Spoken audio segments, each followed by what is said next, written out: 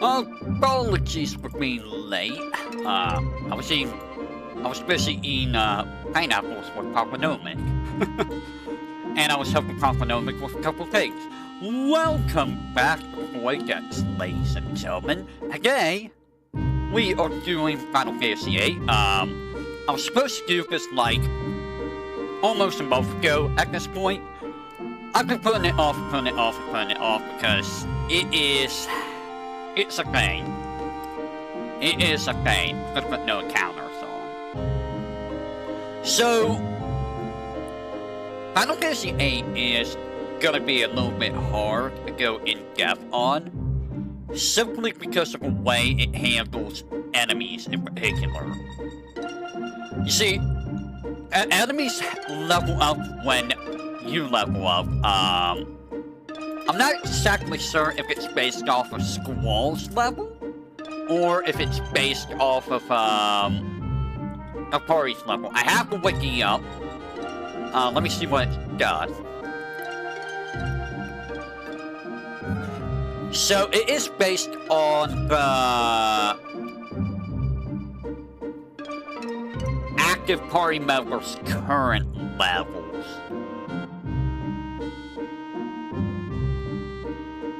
So it's going to be like between a couple levels, pretty much. There are some areas where enemies have fixed levels. So the Fire Captain has enemy levels fixed to 5. Lunatic Pandora, when you have Squall as the leader, the enemy levels are fixed at 1. Island closest to heaven and island closest to hell all have fixed levels of 100. Deep Sea Research Center uses the normal formula, but then adds 15 levels on top of that. Enemy levels are random in Ultimisia's Castle, and if the play stays person, Omega Weapons levels always level 100. But otherwise, enemy levels are based off of the party's levels. So, because of this, enemies tend to have between 3 different types of item drops, steals, draws, and sometimes AI patterns. Sometimes they act completely differently at higher levels. And this becomes a bigger problem when I'm going to be using low, medium, and high for the levels. Low is level 1 and level 19. Medium is level 20 and 29. And high is 30 onwards. I do not understand why there is such a small threshold for the medium range. Like, it's only like 10 levels. You would think that they would do like level 1 to 24, if what were true. What do you mean? But yeah, you can manipulate the game in such a way that you can keep Squall at around level 70 at higher game. This is not the save file for that. And if you keep Squall and everyone else low level, then everyone's going to be low level with you outside of very specific areas. As mentioned, like island closest to heaven, island closest to hell.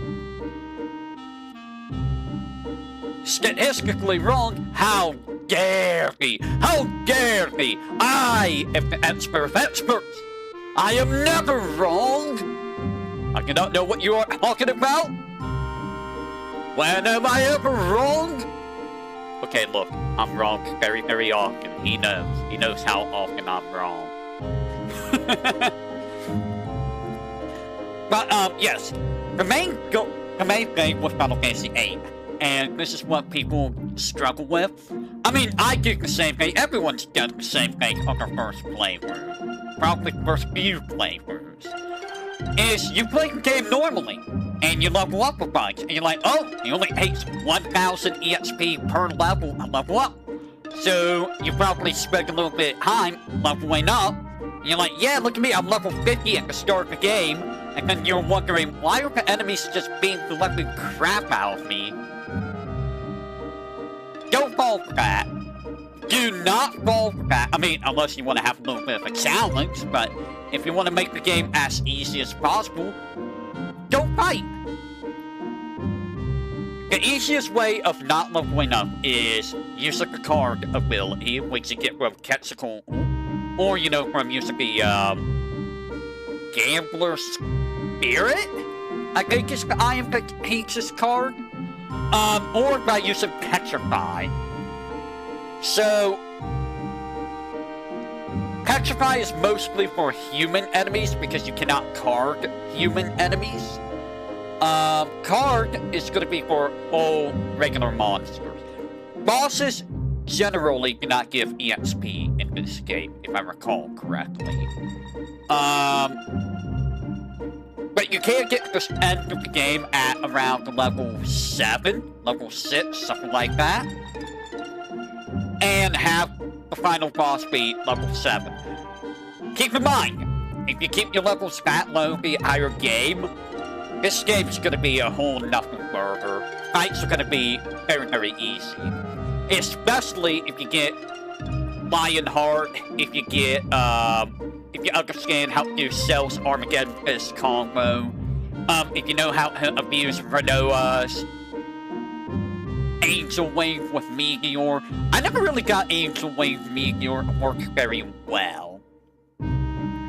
I tried to do it without, you know, sacrificing all of her spells, but it's very hard to get to work.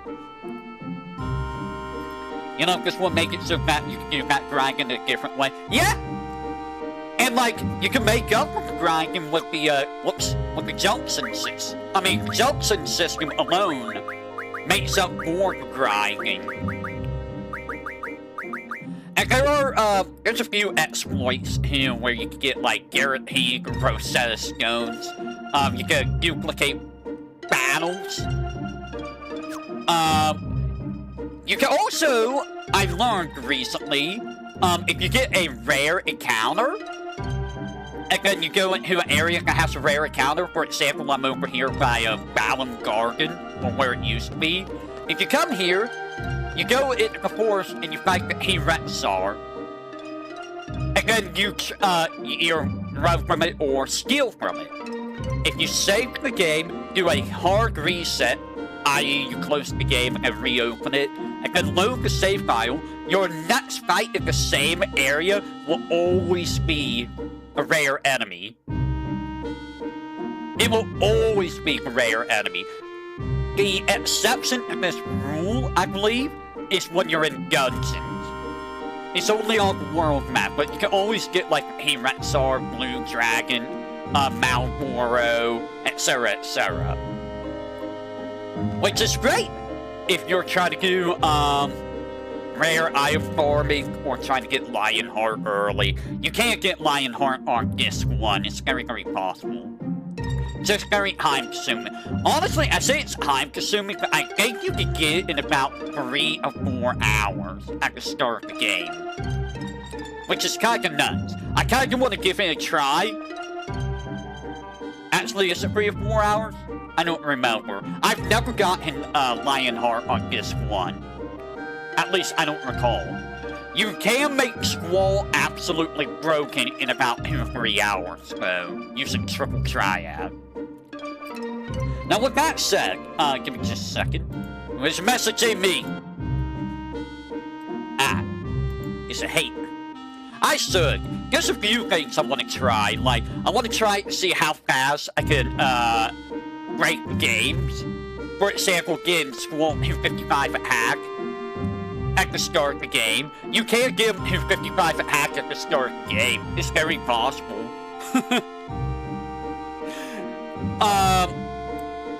I'll make a break Squall run. Make Squall super broken, huh?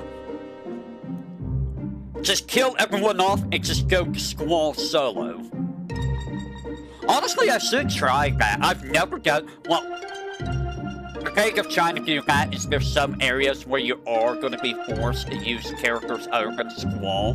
But for those areas, I can just put on, like, no encounters. You know? Or, you know, I could just make whoever the leader is just be a broken character. I don't know. I'll figure something out. So let's talk about the characters. So, where is my scout? Squall. So Squall, is definitely one of the best characters in the game. I say one of the best. He is high for the best. There's a reason I say that. His limit breaks depend on the weapons you have. So, the starting weapon will always give you Rough Divide. Lionheart is the only way to get Lionheart. Give me a second. I have actually looked this up because I don't remember what weapons give what ability. That would be cool, yeah. So, Sear Trigger, Cun Trigger gives him Faded Circle. Flame Saber, Twin Lance, Punishment gives him a Blasting Zone. He's, like... There's a reason I say that. He is definitely the best. Cell is up there with him, and that's only if you're able to, manipulate and abuse Cell's skill. But even then, I feel like, Squall just out-damages Cell, in all honesty. Especially if you get Lionheart. Squall is your only party member who has 255% accuracy by default. It does not matter what weapon he has, he will always have 255% accuracy. The only other character who gets this by default is Cypher. But Cypher's a temporary character, I cannot show him all. So, even if Squall is blinded, he will always hit. He will never miss a physical attack, ever. So, you can put on Auto Gunplay, but I don't know why you would do this. I have never turned this off. Why would you turn this off, and how would you even do this without the indicator off? So, the thing with Red Sakukin is... You know what, let me get into a fight. Actually, do I have a no encounter? Okay. Guaranteed quit. Guaranteed crit is strong. So I'm gonna, put this on and give myself a limit break. So, Red Sakukin. I might mess this up. So, it gives you this little mini game. Whenever it says trigger, you want to press the R1 button. You just press R1 when it says trigger. And when you do a regular act and press the R1 button on that, it will also do a critical. Why am I getting bite bugs? So, for example, when you hear boom, that is the critical. That means you get the gunplay correct. Let me see if I can get the finisher.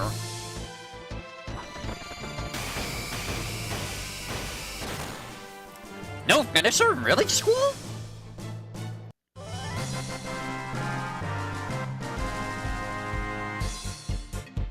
For the Resakukin? You know what? Let me try it without the indicator. I'm actually curious just how hard it is without the indicator. Whoops. I've never done it without the indicator, so let's see what it's like.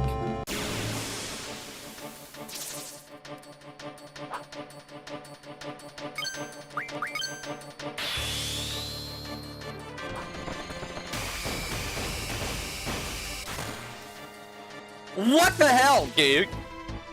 Whoa! That is hard!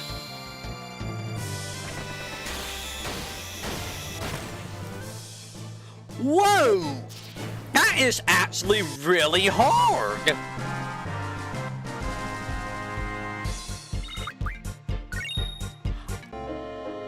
He did! That makes it... I don't know, dude. That seems really freaking hard to do.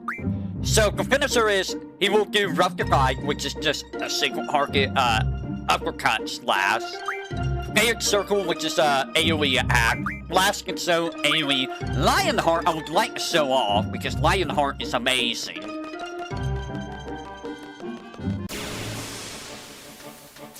It's really hard to hell, though. I'm gonna be honest, it's really hard to hell.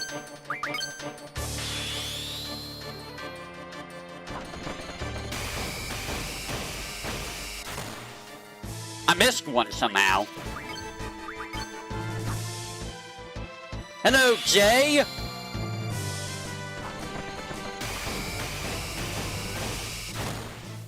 Squall? Are you gonna do your finisher? Squall?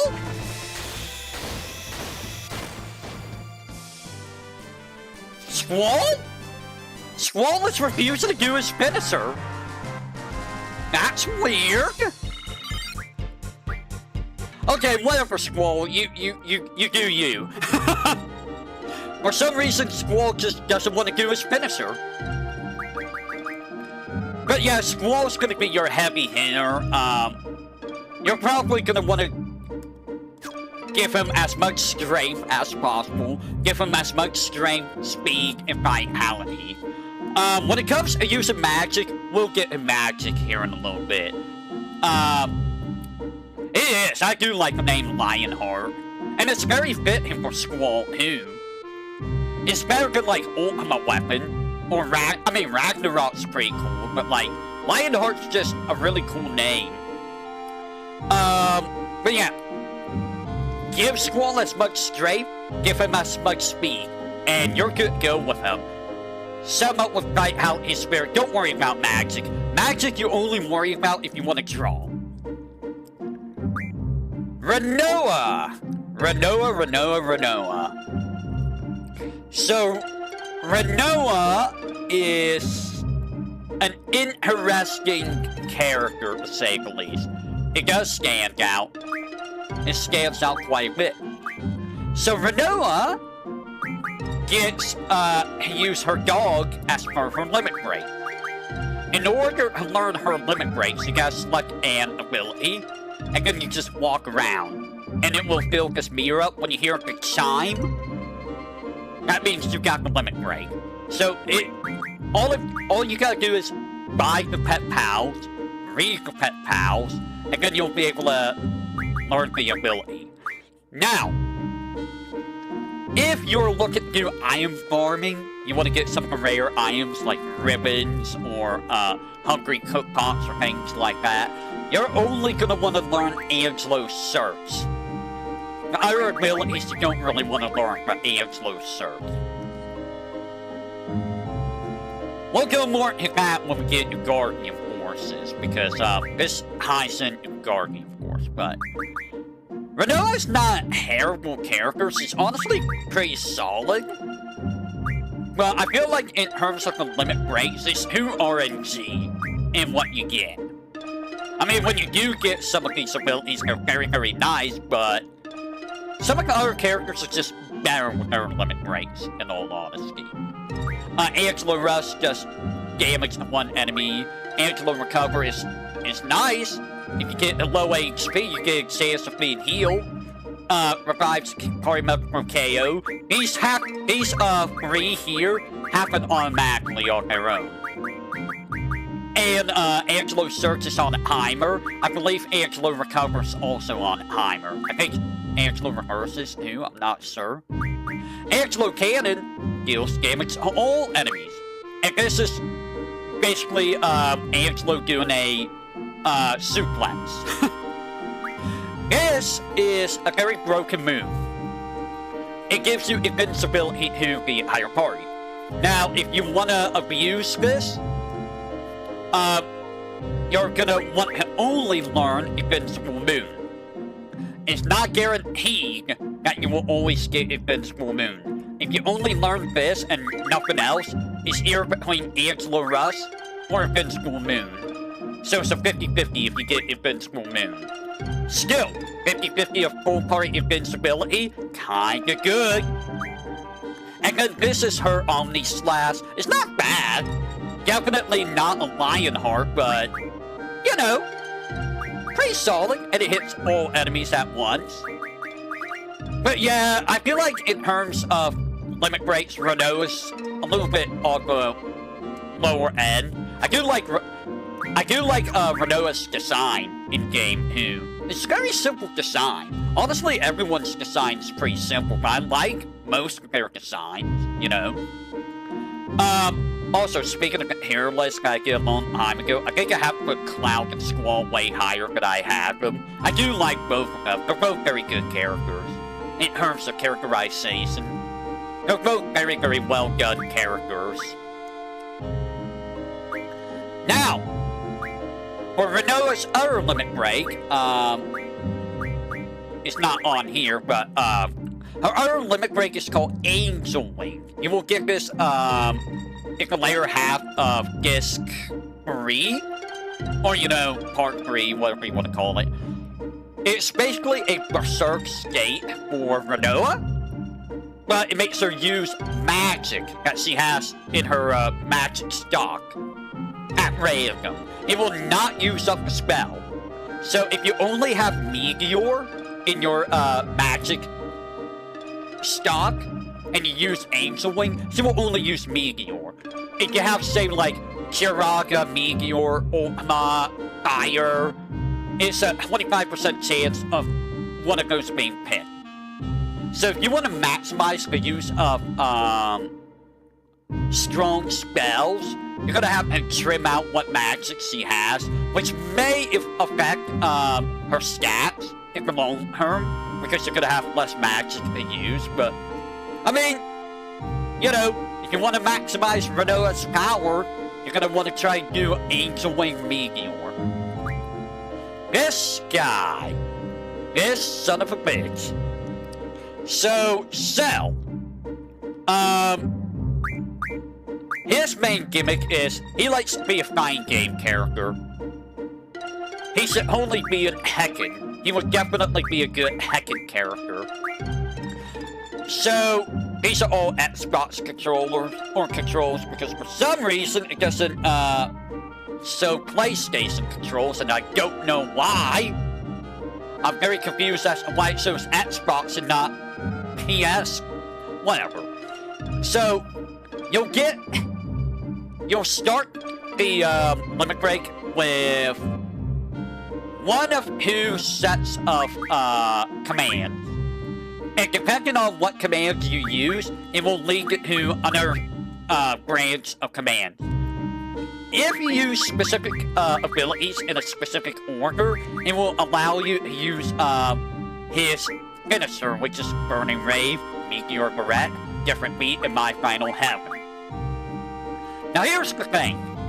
If you want to use Cell, and you want to maximize Cell, you want to basically loop Punch Rush, Heal Drop, and Booyah. I believe those are the three that you loop. And if you're good enough at Duel, you'll be able to go between these three abilities in 0.20 seconds. And if you get about, say, 11 seconds on his time, or is it 11 seconds? It might be 15 seconds. If you get the maximum time for using Duel, and if you have, say, max strength on Cell, you have Vitality 0 on the enemy, you get max timer on Duel, you're perfect with your inputs, you can do up to 500,000 damage with just Cell. Cell is extremely strong. This is the Armageddon Fist combination, if I recall. You're gonna be looping. I think you just loop these two, actually. I could be mistaken. Or is it Booyah Heal Drop? In any case, he's very strong. I cannot tell you what the routes are because I never use the routes. I only use Armageddon Fist because there's no real reason to do the finishers. They're only single hits. So, if you use the finisher, you're basically wasting the whole game modifier to control the Xbox. The game was supposed to game was... Ah, I see. Unlike, say, Final Fantasy VII, the 2026 version, which is all PlayStation buttons. I see, gotcha. I get confused by the buttons personally because I'm just like, what's Y and X and A and B on the Xbox controller? Because I don't normally use Xbox. Are they the same as on a Nintendo controller? Or are they reversed on a Nintendo controller? I forget. I feel like they're reversed from a Nintendo controller, right? But yeah, Cell, just loot these 4. You can loot all 4 of these, but honestly, just loot 5 to 2 that you want to loot, and just loot them. That's how you get maximum damage out of, Cell McCelson. Give me just a second. Who's messaging me?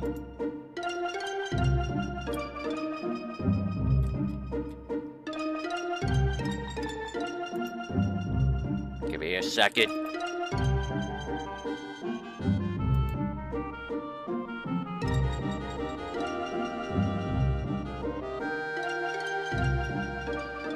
Alright. Speaking of weapons, you don't need to get the ultimate weapons for anyone else other than, Squall. I almost called him Cloud. Squall is the only one whose ultimate weapon matters. Because that's how you get his strongest limit breaks. Everyone else, it doesn't really matter. All it does is give him more accuracy and slightly more attack. And it's not even that much more attack, honestly. For some characters, like, say, Selfie, her ultimate weapon gives her max, accuracy. I mean, meh. Irvine! Or is it Irvine? Is it Irvine or is it Irvine? I was never sure of how to pronounce his name, if it was Irvine or Irvine. So, Irvine is, interesting in that his limit break, you have to buy the, ammo for all of his limit breaks. And when you run out of that ammo during a fight, he can no longer use that particular limit break. So, I suppose the best way to show this off, let me show off some of our, limits real quick. I'm gonna show off Cell and, so this is, Angel Wing. So this is what Angel Wing is like. Since I'm talking about limit breaks, I might as well show them off, right? So now she will use any random spell she has. Hello, Glass. So she just randomly give Baraga. And she will now get...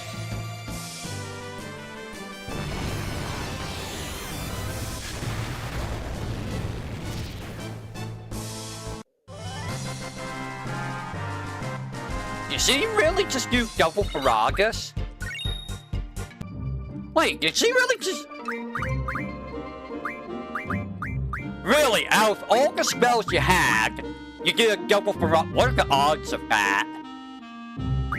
That's actually insane that that happened. That is such a low odd of happening. So that's what that's like. She's supposed to pick random spells. For some reason, she decided to do double Baraga. Alright, hey, a new enemy. So let's see Angelo. What do we get here with Angelo? What will she do? Oh, she just the default.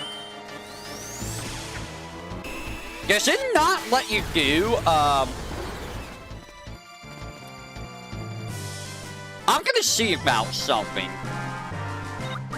It might be because of the booster. The booster might be messing things up.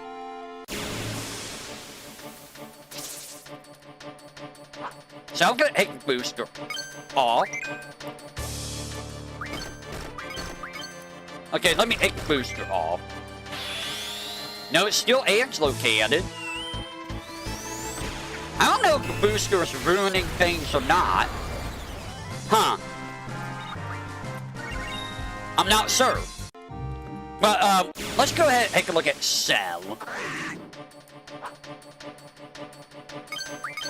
So, Cell. I'm not sure what the buttons are. Booyah.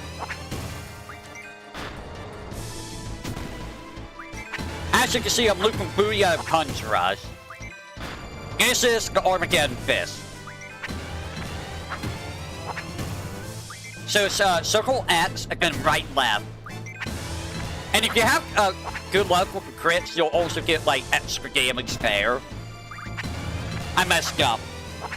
But as you can see, you can get some insane damage with Cell. Like absolute insane damage. Alright, let me go ahead and switch over to Mr. Irvine. There it is. I'm gonna bring you who?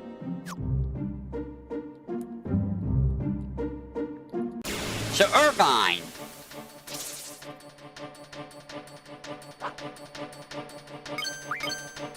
As you can see, different shot types. I'm just gonna give that. You pick a shot, and then you will be maxing R1. And you can move around during the attack. It will allow you to move around. If it's a single target. Here is canister shot. Pretty cool. This one right here, pulse ammo, is the hardest thing to get in the game. It's absolutely... like, this is the stupidest one to get. It's very strong, but like...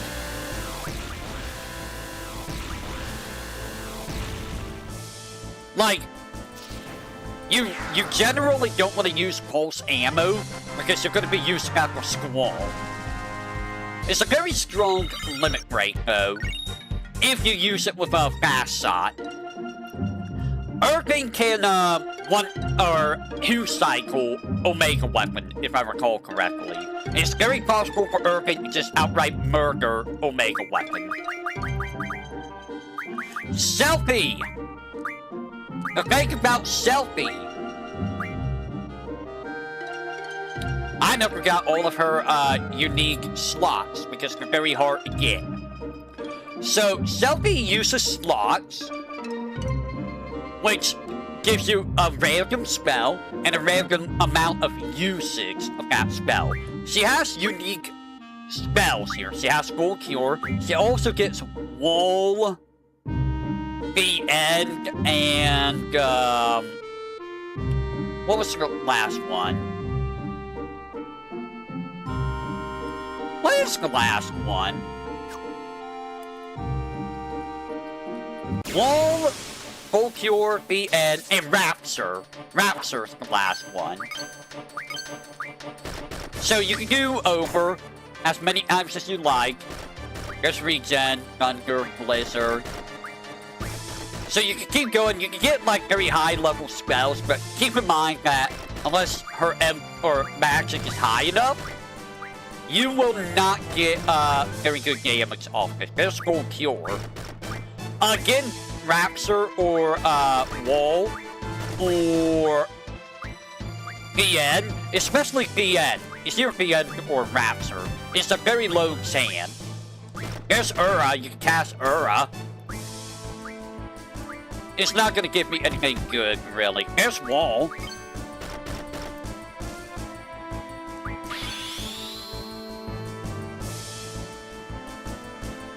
The casting animation just ain't forever.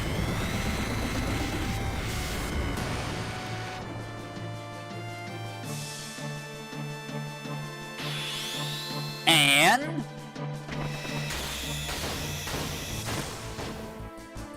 Squall is absolutely refusing to give me finisher.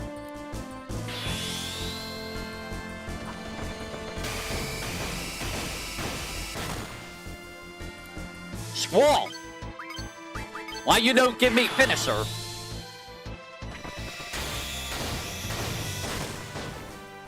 Okay, Squall just doesn't want to do a finisher. He hates me. Squall hates me, everyone. But yeah, Selfie is probably one of the stronger characters in the game. If you could get VIII. The problem is getting VIII. Because it's like such a low chance of happening that you're just not really gonna see it. VIII does defeat every enemy in the game. If an enemy has a phase change, it will just go to the next phase. It works on everyone in the game, I believe. There's not a single enemy that is immune to it, I believe. And lastly, we have Quizzicus. She is your blue mage. As you can see, I don't have all of her abilities here. This is what she has. We can fix that, kinda. I say kinda because, I can't fix it. So, you gotta get items in order for Quizzicus to learn her blue magic. As you can see, these are all the items you need to get all her blue magic. Dark matter and power generators are stupidly hard to get. Dark matters are something you're probably never gonna see. Because in order to get dark matters, you need 100, you need 100 curse spikes, and you need Siren at level 100. So if you want to get Quizzicus's ultimate limit break, you're gonna have to be pretty much level 100. Just about. Which kinda defeats the point, but that limit break that you get from Dark Matter is absurdly powerful. So as you can see, single target damage, AoE, lightning damage, level question mark death. I think this works off the crisis level. If you're crisis level 1, 2, 3, or 4, I believe it will do like level 1, level 2, level 3, level 4 death. Instant death of one enemy. Very, very, very good for grinding. Water damage to all. Non-elemental to 1. I believe this reduces HP. And the amount of HP reduced is random. It depends on the crisis level. So crisis level. There's a few factors in crisis level. This affects all limit breaks. It affects the chance of a limit break happening. And for some characters, it affects how their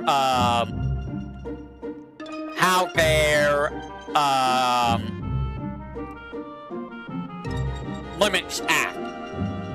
So, here's the thing. It depends on the HP of the character, which is 25. It's the hold on. How does this work? It depends on the current HP divided by the max HP of the character. So let's say let's use Squall. So it'll be based on how low is Squall's HP compared to his max HP. Is he in yellow HP? Is he very, very close to Gag? Or is he right at the edge of yellow? How many Gag characters there are? The more Gag party members you have, the higher the chance of a crisis level. How many different types of status effects do you have on? Do you have Aura, Slow, Poison, Blind, Silence, Petrify, or Slow Petrify, Doom? And then it's based off of a random value. So if you want Squall Squall to be able to get his good limits off. Ideally, you want Squall to have blind and silence at all times, because that will act onto the crisis level, especially early on if you don't have Aura. Just have Squall with blind and silence, and he will get his better limit breaks more often. Now, with that said,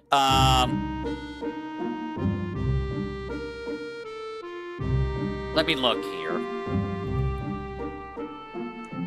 So for Squall, for his crisis level, it depends.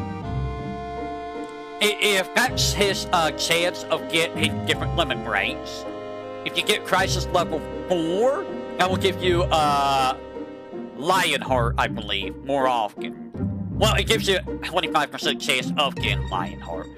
Higher the crisis level for Squall, the more hits you'll get with a Resikuken. So at crisis level 1, you'll get 4 hits. At crisis level 2, you'll get 5. And at crisis level 4, you'll get 7. So you get, oh, I guess that's probably why I wasn't getting any of the limit breaks, because I wasn't, you know, in actual crisis level. I might explain why I was not getting any of the finishers. So for Renoa, her crisis level affects her limit with Angelo. For crisis level 1, you will get Angelo Cannon. Crisis level 2 is Angelo Strike. Crisis level 3 is Invincible Moon. And crisis level 4 is Wishing Star. And for Cell, crisis level for Cell affects how much time he starts with. At level 1, he will always start with 4.66 seconds, and it always starts with Punch Thrust. At level 2, it's 6.66 seconds, nice number, and it's always starting with Punch Thrust. Level 3 is 9.33 seconds, and that starts with Booyah. And at level 4, it's 12 seconds, and it always starts with Booyah. For Selphie, the higher the crisis level is for her, the more rare spells that will appear in her slot, and the more casting she will get. And it will generally be triple casting of the spells. It's very wonky. It's very, very wonky, let's just say. Irving, or Irvine, whichever you prefer, it depends on the amount of time you get in this limit break depends on the crisis level. At level 1, it will be 8 seconds, and then level 2 is 12, level 3 is 20, level 4 is 26.6. Quizzigus is the worst one, because crisis level affects every single one of her freaking blue magic. So, for example, Laser Eye,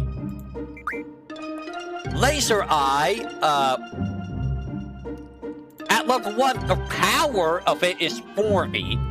At level 2, it's 48, level 3, 58, level 4, 64. So, the higher the crisis level, the more the power of the spell is. For level question mark Death, level 1, crisis level 1 is level 4 Death, and then all the way down to crisis level 4, it'll be level 1 Death. So it'll be just, it kills everything. The only spell not affected is Degenerator and White Wind. They're not affected at all. Micro Missile. This does percentile damage. At Crisis Level 1, it does 50% gravity damage. Crisis Level 2 is 75%. Level 3 is 87.5. And Level 4 is 93.75. And then, Acid, in addition to getting additional power, at level 1 it only inflicts poison. Level 2, it does Poison Blind. Level 3 is Poison Blind, Silence, and Vitality 0. So if you haven't gotten a Meltdown, Acid is a good substitution.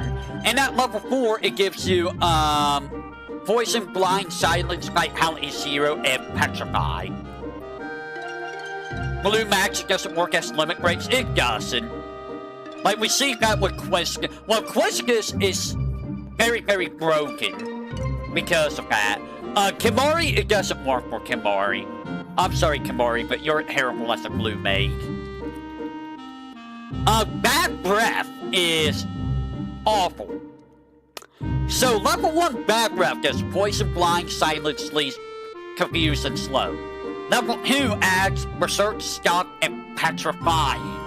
Level 3 adds Petrify Zombie. And level 4 adds Vitality 0, Doom, and Death. So it does a crap ton of status effects the higher her crisis level is. Mighty Guard is the other one that is affected. So, level 1 gives you Protect Cell. Level 2 gives you Regen, Float, and Haste on Hogbat. Level 3 and 4 are identical. They only give Aura on Hogbat. So yeah, Shockwave Pulsar. It's their ultimate limit break.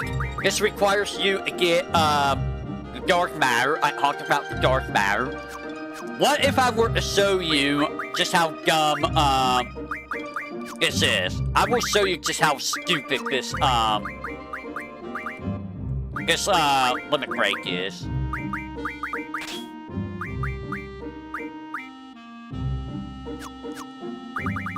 First of all, I need to get your magic very high.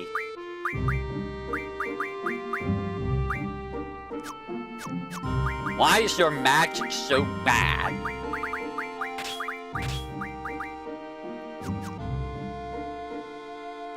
Why is your magic so bad?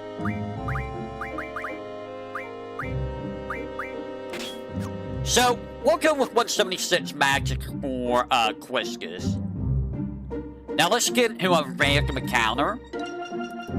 And I will show you the absurdity of Shockwave Pulsar. So Shockwave Pulsar, you'll see this in the final fight. And that's the only time you will ever see this used against the party. You will more likely than not never see this yourself for Quiscus. Because it's so hidden. It's such a hidden limit break. For good reason. Watch the numbers. Yoink! Over 9999. Hey, care Flash. So, you can hit up to 34,000 damage with that, I believe. 34,000 damage just off of that. It is one of 2 abilities of the game. No. One of 3 abilities of the game that will hit over 9999 damage. The other is the other ability is Egan with what's it called? Egan with I can't remember the name. Yeah, Egan. Egan and Eternal Breath, yes. And Kamikaze. I'm trying to figure out who has Kamikaze. I think it's Pegamona.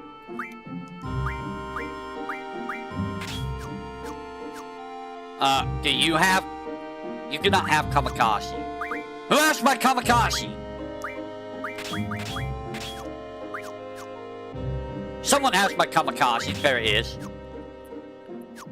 So, this is based off of HP. Your max HP, I believe. So, first thing first, I'm gonna get rid of these guys. Also, just to show the absurdity of the generator. The generator is broken. It just instantly kills me. You will be useless to EXP farm. And here's Kamikaze. 50,000 damage. At the cost of killing the character, but 50,000 damage. That is probably the highest you're gonna get. I don't know if Eternal Breath goes higher than that, but like, it's absurd.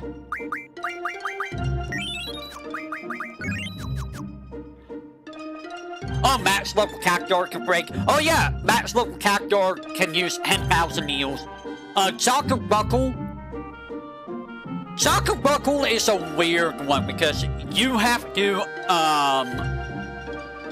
what's it called? Chocobo World in order to do Chocobuckle, which you really can't do in the US version on PlayStation. I don't even know if you can do it here. I don't know how you level up, Boko.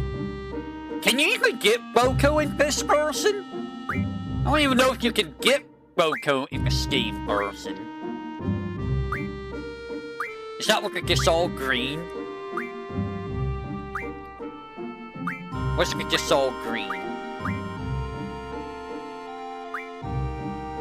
I'm looking for just all green. Actually, I don't know. No. Yeah, it does flat quartz, but,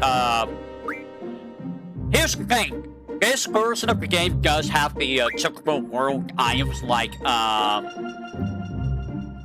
ribbons and stuff. However, you cannot get it through, the cheat in here. It does not allow you to get Chocobo World items through the, special cheat engine that's installed with the port. Why? I don't know.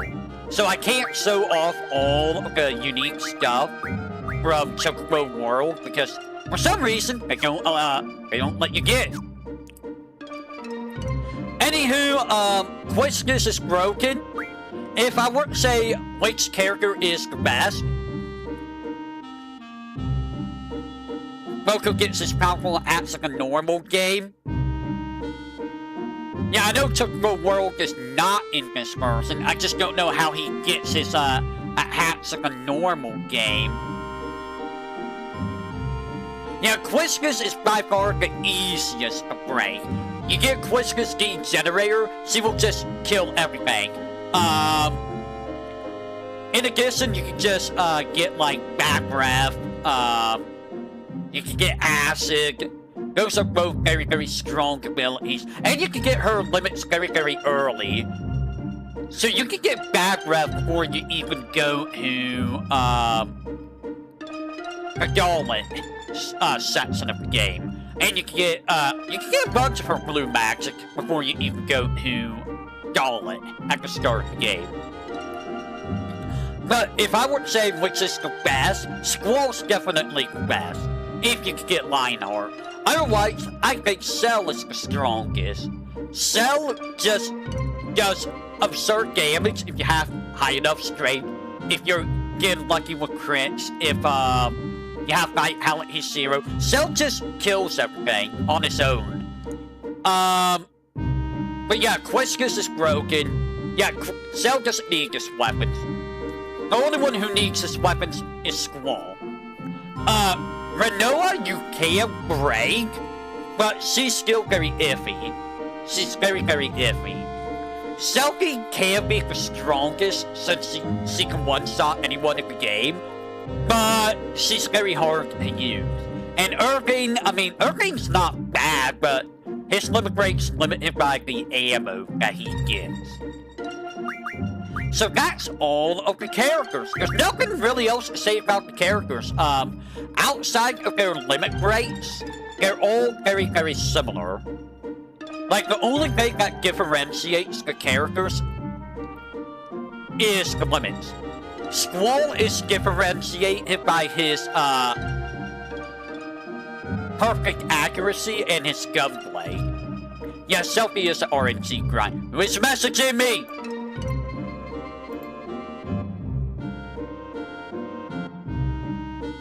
Give me a second, who is messaging me? People are messaging me!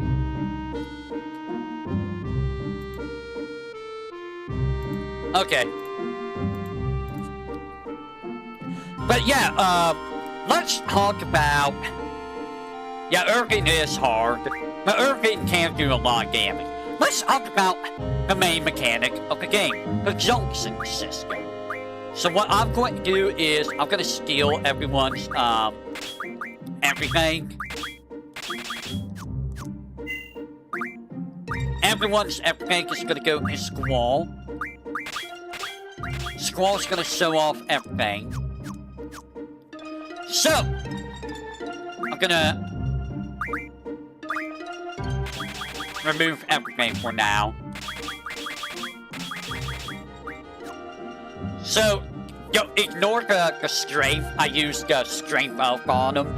Without junctions, your characters, as you can see, are very, very weak. And I think I use HP up on Squall. They generally have very low stats. Cell has higher strength because he has his ultimate weapon. But for the most part, having no junctions is terrible. You have very low stats, and you only have access to the attack command. When you start equipping GFs, you're able to equip magic to your various stats. Depending on abilities, you gotta learn them on the GFs. You will be able to equip elements or spells to increase elemental defense, give yourself elemental attack, give yourself status attack, or protect against status effects. And in addition, you'll be able to equip new commands. You normally start with Magic GF, Draw, and Iron. All the other abilities shown here are all from learning them. Same with support abilities, you generally start with 2. You'll eventually be able to get GFs that give you 3, and ultimately you'll be able to get 4. If you have Rosetta Stones, you'll be able to get 4 support abilities. And you can get a bunch of support abilities. There's some abilities I don't have here because they're from Chocobo World, such as Ribbon, which makes Status Defense Junction completely obsolete. And probably why they didn't put it in the C engine, but it seems really dumb that they didn't do that. Now, how does junctioning magic work? I'll be honest, I have zero damn idea. Because some spells are better in some slots than others. For example, let's take a look at, say, I'm gonna go to Blizzaga, Final Fantasy VIII. Blizzaga gives 14 HP. Why does it say 14? That is very clearly not... Oh! This is per spell. If you only have one Blizzaga, it will give you 14 HP, 0.3 strength, 0.16 vitality, etc., etc. If you have 100 of these, it will give you 1400 HP, I believe. Let's find out. Is this 1400? That's not 1400 HP.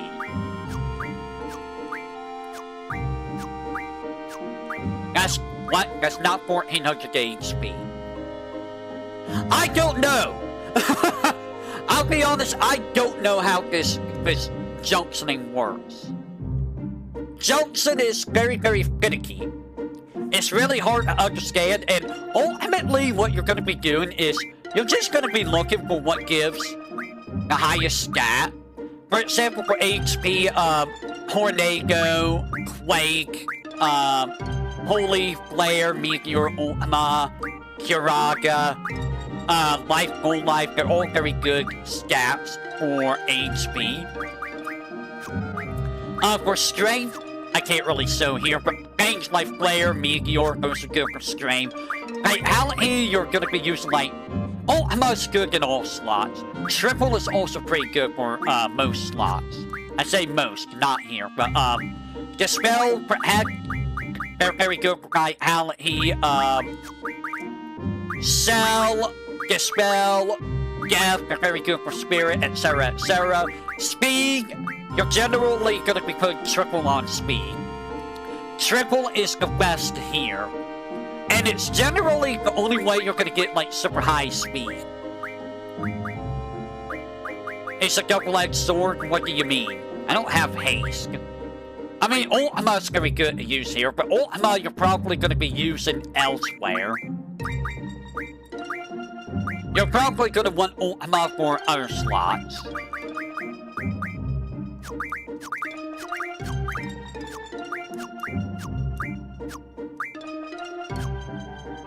I mean, truthfully, you can have... No, you're going to want Ultima for something else. So you're going to want to keep triple here. Ultima is going to be used for something else. Yeah, you're never going to use the magic in this game because it is very rough your stat. Sometimes you might need to use a cure spell or revive spell, but ultimately, you're not using, like, any of these spells for the most part. You're generally not. The one stat that's really hard to buff is evasion. Evasion, I feel like the highest you can get is like 25%. I feel like you can't really get evasion very high ever. Luck, you can get like stupidly high, apparently, with Ultima. Is Ultima the best? I'm not sure.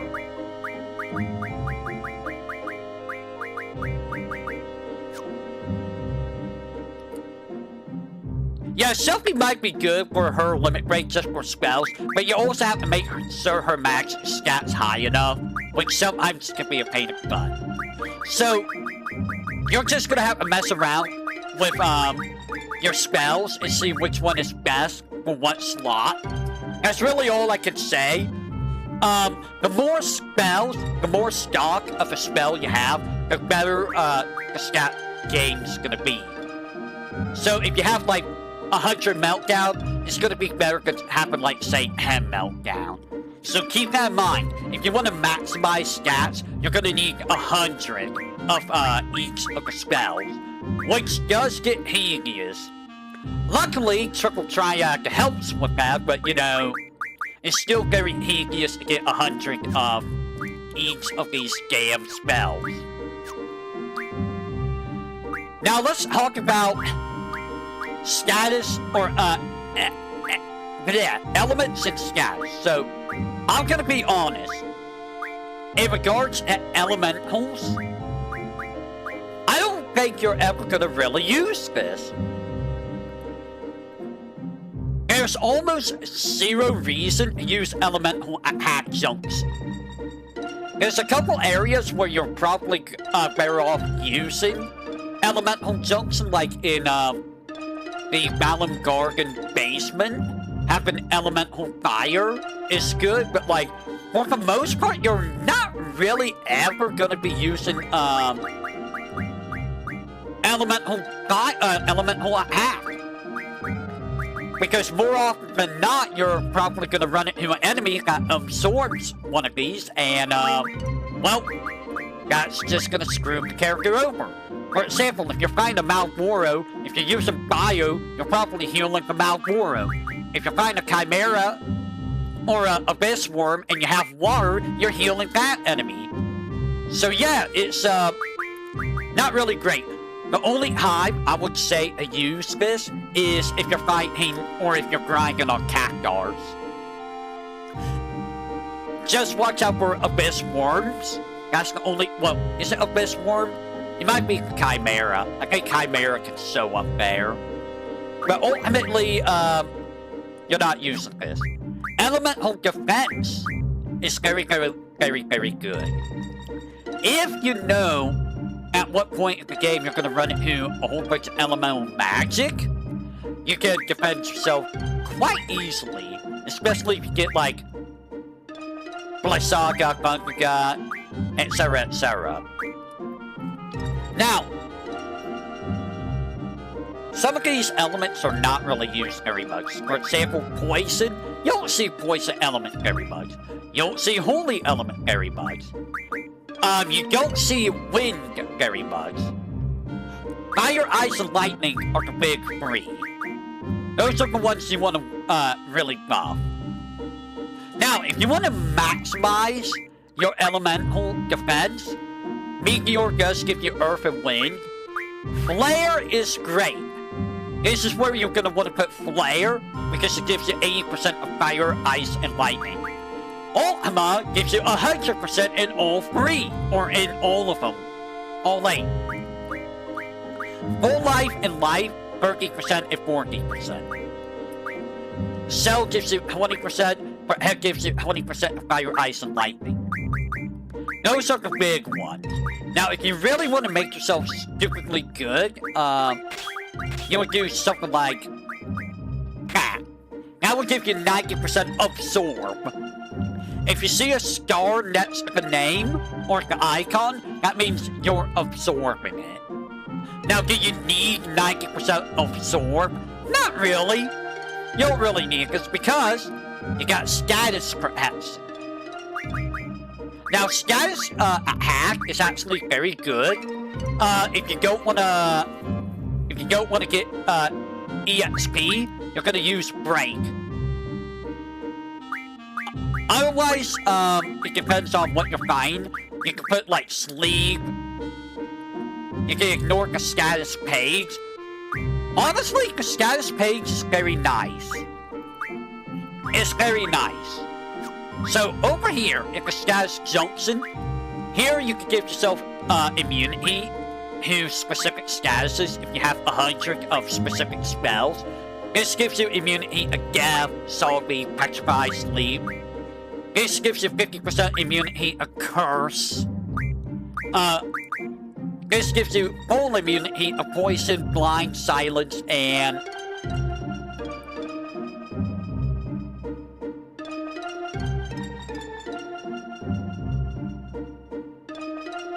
I think that's actually Curse.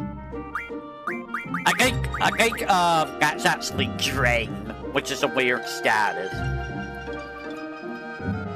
Yeah, the game's decently easy, but it's still nice to have immunity. So, if you want to make yourself, yeah, you can give yourself immunity to Drain attacks, which is interesting. If you want to make yourself highly immune to stuff, Holy gives you 40% to Death, Poison, Berserk, Zombie, Sleep, Curse, Confuse, and Drain. Asuna gives you 20% of all but Death, Zombie, and Curse. Reflect gives you 25% to all of those, except for Death, Zombie, Curse, and Drain. Those are the big ones. So, if we put all of those together, you get 85% resist of Poison, Berserk, Sleep, and Confuse, 60% to Curse, 40% to Death and Drain and Zombie, and 45% to Blind, Petrify, Silence, Slow, Stop. So you get a bunch of resist with that alone. And if you want to just be outright immune to some status, you can just put immunity to status. Or you can put Pain on to get full immunity to Poison, Blind, Silence, and Curse. So that's generally what you would do for your status immunity.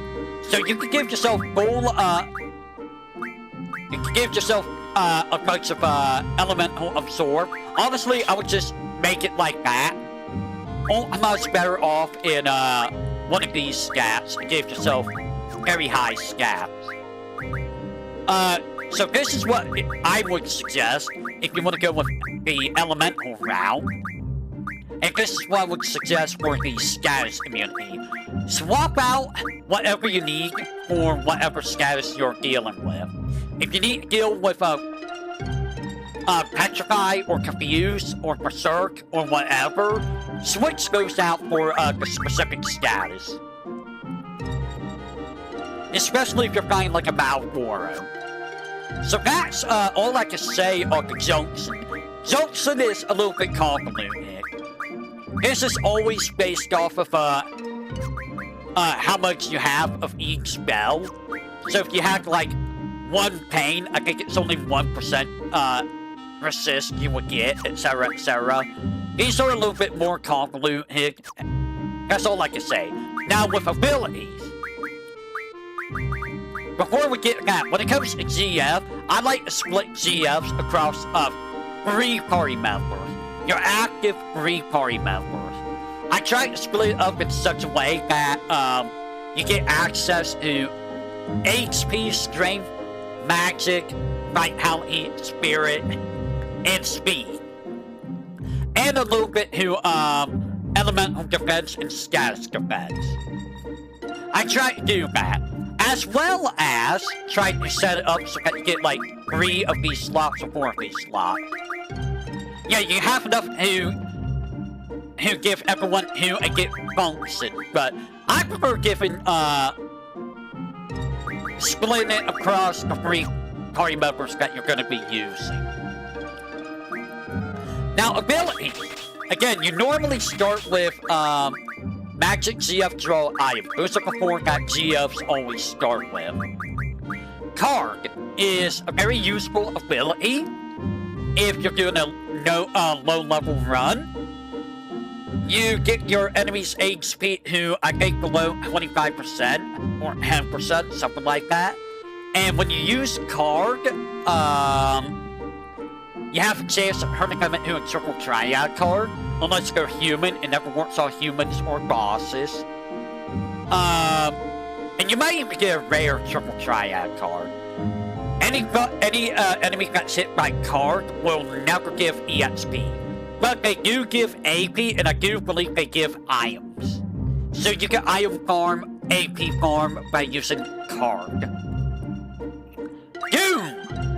You can only learn from Siva when Siva is level 10 or level 15, I believe. If you do not get this from Siva, you can never get this ability. I'll be honest, Doom is worthless. You're never gonna use Doom. Because if you're doing a low-level run, you're probably killing things quickly anyways, or you're not fighting enemies. So, Doom is pretty pointless. I'll be real. Mad Rush! Boy oh boy, just gotta give you Momiji flashbacks, everyone that's playing Ho-Ho Fantasy. So, Mad Rush gives haste, berserk, and protect on everyone. Now, I'm not sure if... I'm gonna check something. I'm also gonna give, Squall stuff. So Squall's gonna get, I'm gonna give Squall some, stuff here. If I can.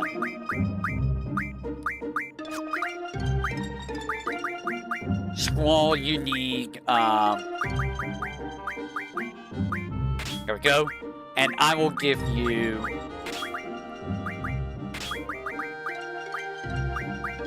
There we go. So I'm gonna give that Squall, I'm gonna give him Berserk immunity. Can I give him Berserk immunity? Can I have Berserk? Does anyone have Berserk? Anyone here have Berserk? Hello? Berserk? Fine, I'll go ahead and do this to get Berserk. Yeah, Doom in general is very bad. There we go. I'll get my Berserk, and I will put this on. Because I want to see if using Mad Rush allows you to ignore if it goes for immunity or not. I hit the wrong button. So guess who forgot who equipped the ability? My bad.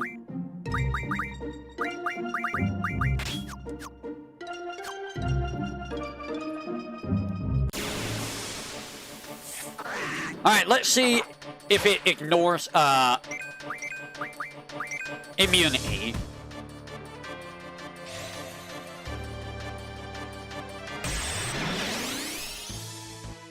It ignores immunity.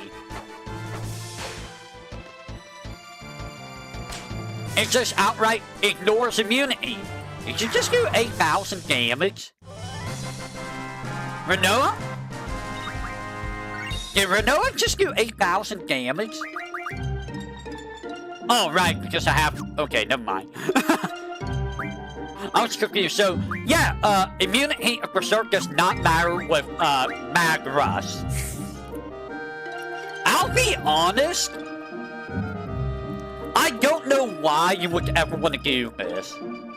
Because Berserk takes away control of characters, and it works on the higher party, so like... This just seems like a bad ability, in all honesty. This does not seem worth using whatsoever. It's fine. I mean, is it though? Like, when are you ever gonna use Mag Rush? I don't, like, I can rather have control of my characters in the event that I need to heal, or, you know, I want to use a limit break or something. Yeah, it buffs physical damage, but, like, what if I want to use a limit break? What if I want to heal? What if I want to use, say, one of these abilities? You know? I don't think Mag Rush is that great. Treatment. So treatment is interesting. It's like a it's like Esuna. You can use it instead of Esuna or Remedy. So treatment is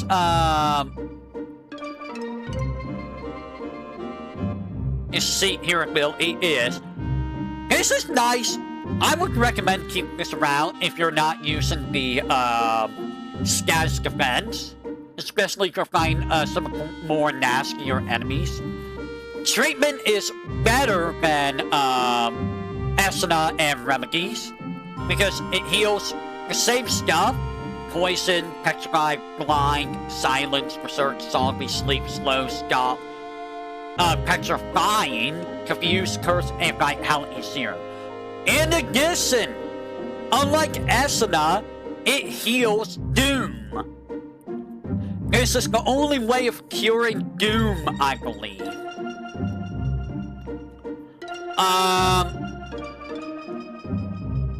So...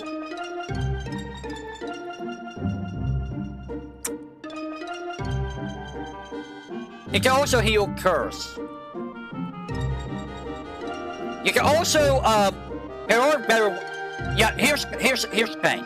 It's good for single target, but if you want to heal all statuses outright, without using,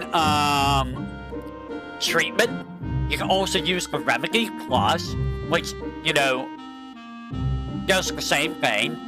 Elixirs and Make Elixirs heal all status ailments, and Selfie's Full Cure heals all status ailments.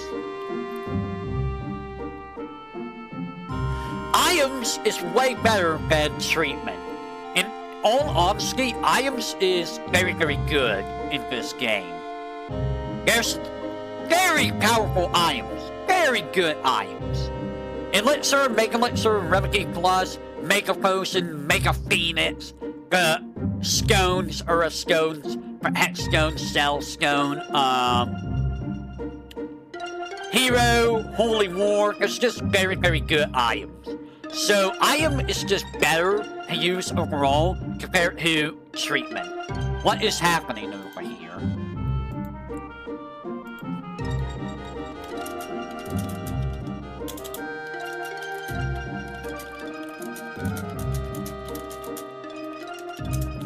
Give me just a second. Okay. So yeah, treatment I would put in a solid B. It's a solid B. If you don't have like remedies or elixirs or make elixirs, or you don't want to really use the items, and if you don't want to use Esuna, treatment's a pretty solid option. It's better than Mad Rush, I find. Defend. So Defend is an interesting ability. By default, you cannot use Defend. There is no Defend command. If you hit left or right, you will never get Defend. So, Defend, you can only get on Brothers, and I don't remember who else has Defend. Brothers and someone else has it. Is it Bahamut that has it? I think it's Bahamut that has it. We'll see when we get the Guardian Forces. So, Defend. It will negate all physical damage of that character. Any physical damage is reduced to 0. And it reduces all magic damage by half, if I recall. So this is a very potent ability, depending on who you're fighting. Now, the downside of this ability, only 2 characters can use it, and for the most part, why would you use this? Because you're wasting a turn doing basically nothing. And you're not gonna know when a big attack is coming at you most of the time.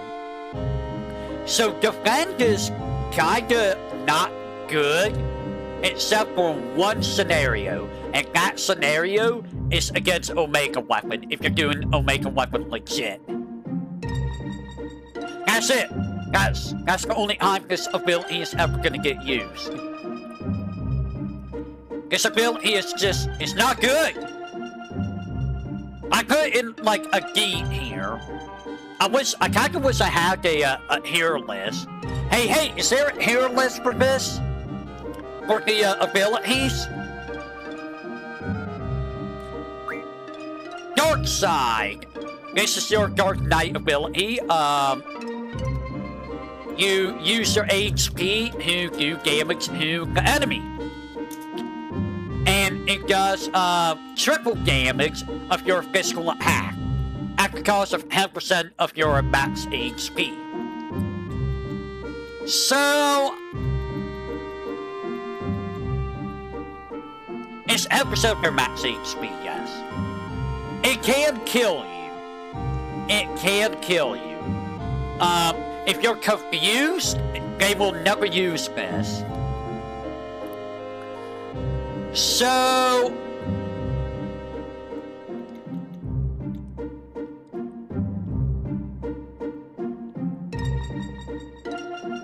if you have Drain in your status at Junction, you can drain HP with Dark Side and keep yourself healed up. Dark Side, I honestly kind of want to do a run where I use some of these abilities. Because Dark Side I never used, but the fact that it does triple damage, imagine using that with Squall. You're sacrificing 10% of his max HP to do triple damage, and he's already going to be doing double damage with his gunblade. So I'm assuming that you're going to do times 5 or times 6 damage at that point. So with Squall, Dark Side would be stupidly powerful. Stupidly powerful. And it makes using Drain actually viable if you put it on the status attack Junction. Just be sure to not hack a zombie in that scenario. In addition, and here's something I didn't think about. If you're using Dark Side, you will know when it's safe to go into yellow HP to use limit breaks. It's a safe way of getting into limit break range. So Dark Side actually is very, very powerful. I really should be using this in future playthroughs. Maybe I should. Of course, am I going to do another playthrough of this on stream? I don't know. Because I don't really have a reason to do another playthrough on stream. Because I don't have a reason to. Unless I want to do a playthrough where I don't ignore random encounters.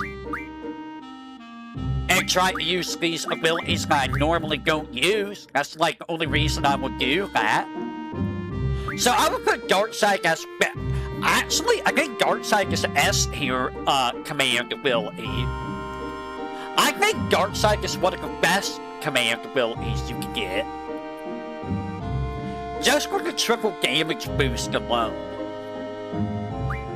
Now this, do I have to say that this is an S tier ability? If you see it says restore HP. How much HP? Yes. That is how much HP. HP is yes. By that I mean it restores all HP. All HP.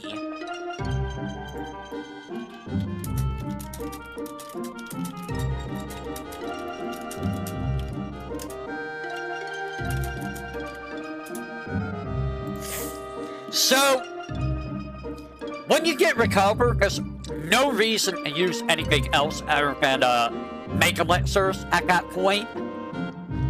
So, Recover is an S tier ability. Always go for Recover. I think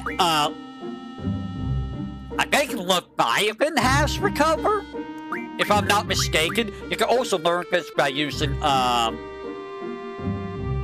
don't remember the item. We'll get the items in a bit.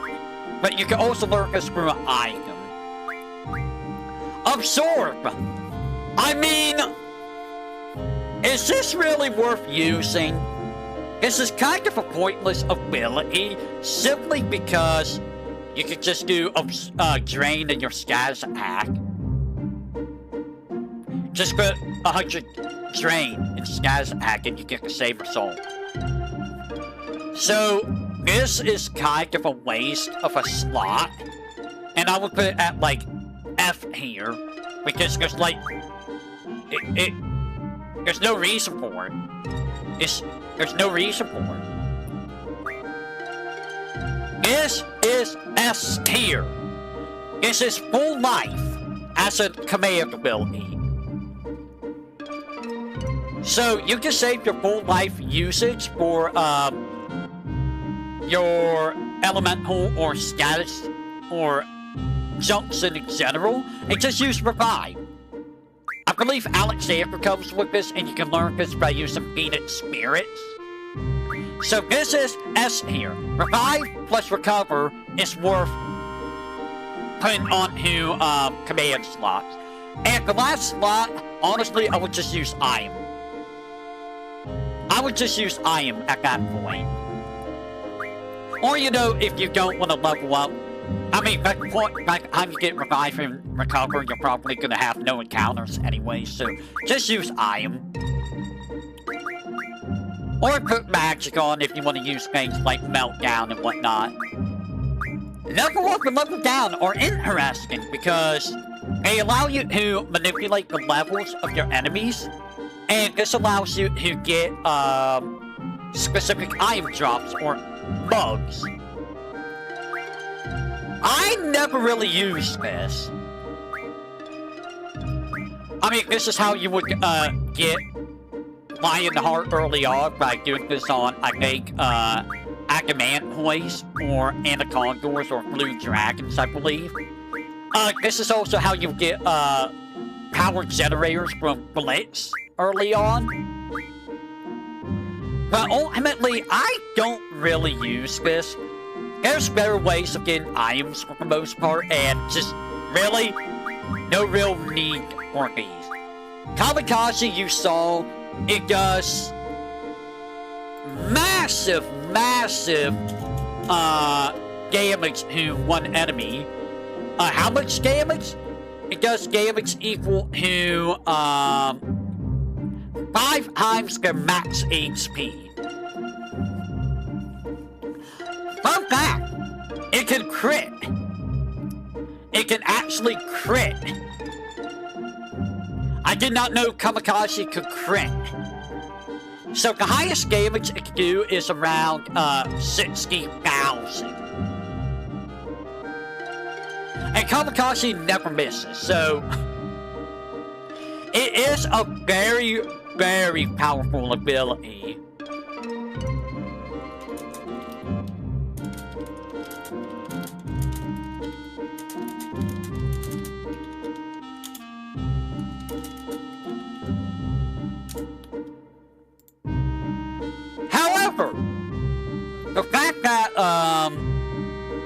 you cannot revive that character for the rest of the fight. Kinda sucks. Now, if you're doing a low-level run, and you know that bosses don't have that much HP, get your HP maxed out, bro, kamikaze, and you're probably gonna win almost immediately. I feel like kamikaze trivializes the game, thinking about it, if you get your HP high enough early on. You just go into a fight with 9999 HP or very high HP, 6,000 plus, and then you kamikaze, and you'll probably just beat the boss right there again. Now, don't do this in the final fight because, that's a terrible idea. You're gonna lose your character for the rest of the fight, and I don't know if any characters will replace that character. Devour is an interesting ability. Depending on the monster at their level, you may heal HP, you may take damage, you may be reduced 1 HP, you may get status effects, or you may permanently gain a stat point. I'll be real, I don't find the appeal of using this ability to get your stats leveled up permanently fun. Because it's very specific enemies you have to eat at very specific levels in order to get the stat gains. And honestly, you're better off using the stat boosting items to get the stat gains. So I'm gonna put this in like D here. It's still more useful than like Mag Rush or Doom, but like it's not really gonna be used very much, like at all. And that's all the command abilities. So as you can see, there's a lot of support abilities. And I mean a lot of support abilities. Let me see if I can add more support abilities as well.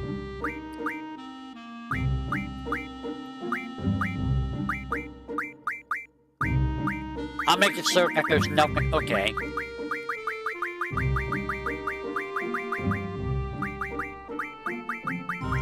Okay, that's all of the abilities. Got it. Just making sure. So, as you can see, you get HP plus 24 to 80. There's no 60, apparently. Really? There's no 60?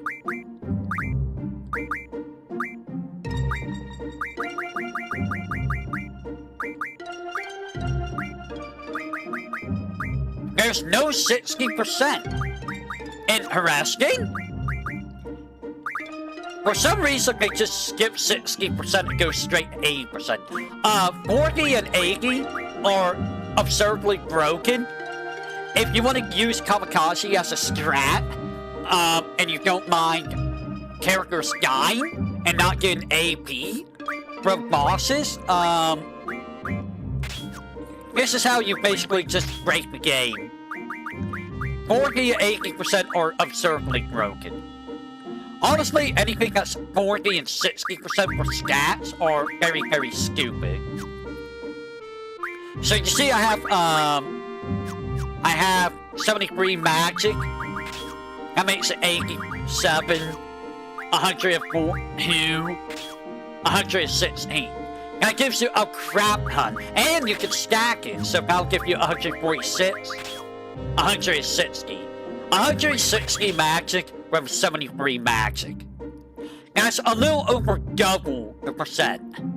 Which makes sense, because it's 120%. 120%.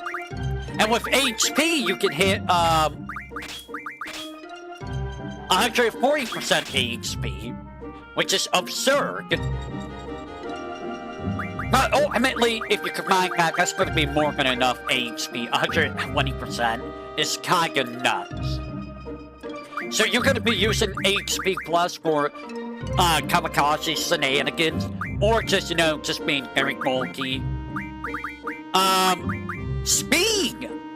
Speed is very, very good, However, because of the way that the 8 HP works, if you're doing active time battle or active time battle, if you're doing active mode, I feel like speed is not as great.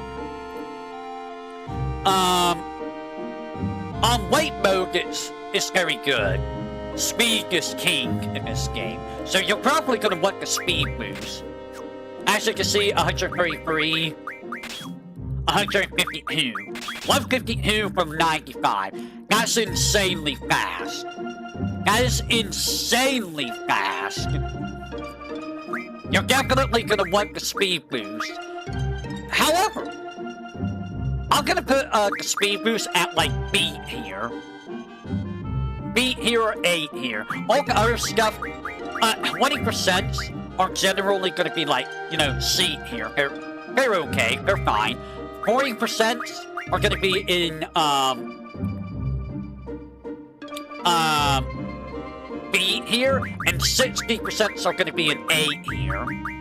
Now, I say A here for those because there's some stuff that are just way better to put on, but I would highly recommend putting on 60% for specific stats that you really want.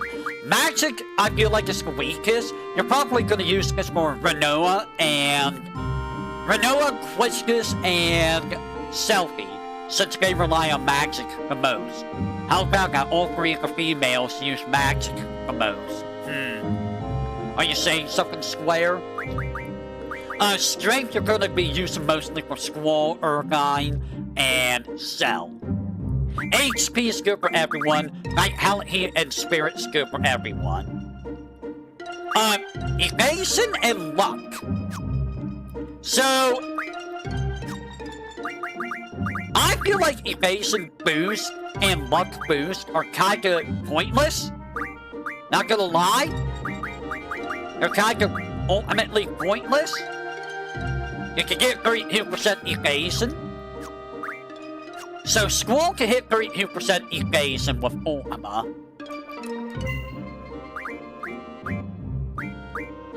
Now, if we put on evasion plus 30%, how much does that go to? 41%. So you can almost get 50% evasion off physical attacks. That's not bad. That's not bad, but if you're maximizing your vitality and spirit through junctions, then evasion kinda doesn't really matter at all. I would just ignore the evade stat. You're not really gonna get much use out of it. I mean, put whatever you have in there. If you have something you can throw in, but like, okay, I'm gonna put in,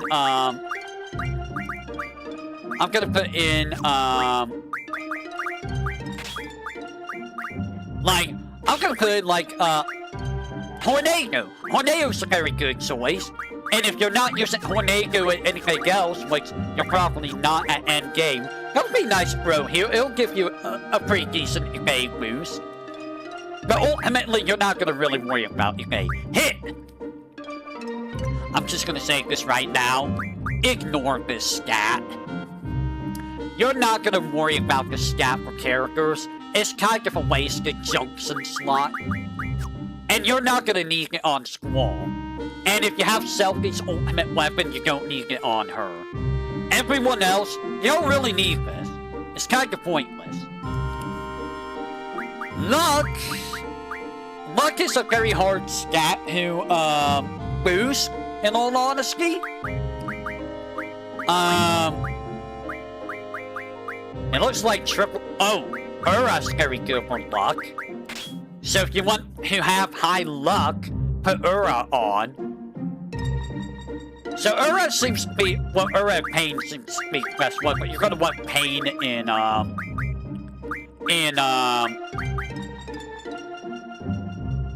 status defense. You can put Geth here if you need Geth, or if you're not using Geth. Ultima is also very good. If you're not using Ultima for, like, anything else. Which, honestly, Ultima can go wherever you need it. If you want Elemental Absorb, put Ultima there. If you want high HP, you can put Ultima there. Etc, etc. But if you got like high enough HP, high enough stats, without Ultima, you can put Ultima here in luck. That's pretty good. So if you want to make, like, say, Cell, where is Cell?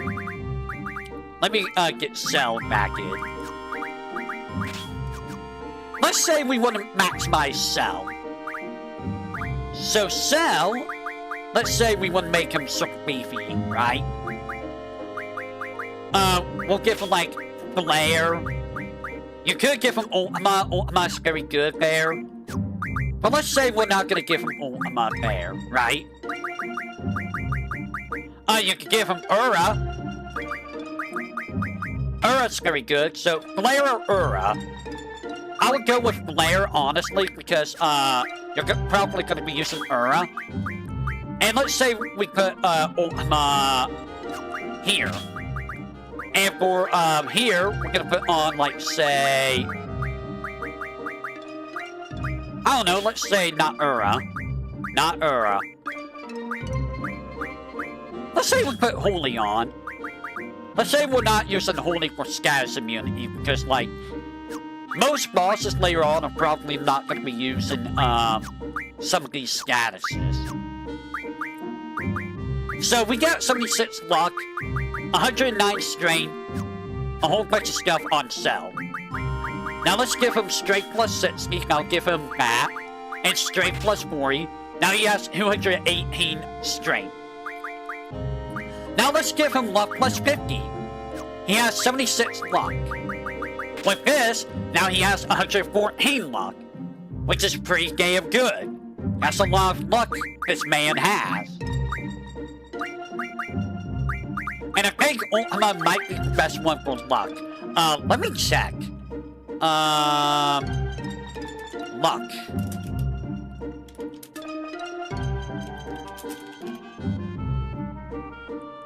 Final Fantasy VIII stats. Really? It's not gonna help me, we don't have a page for stats. Interesting. Luck. I'm gonna go check and see if I can find anything about what the best game for here is.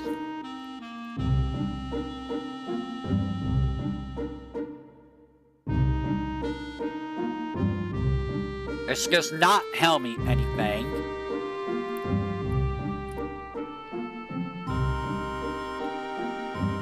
What is the best game put on? It looks like the best game put on is Ultima. Ultima is the best one. Otherwise, you go with Pain, which is 0.20 less than Ultima. So Ultima is the best game to use here. You can also use this for Irving, which will give him more critical hits, which is great.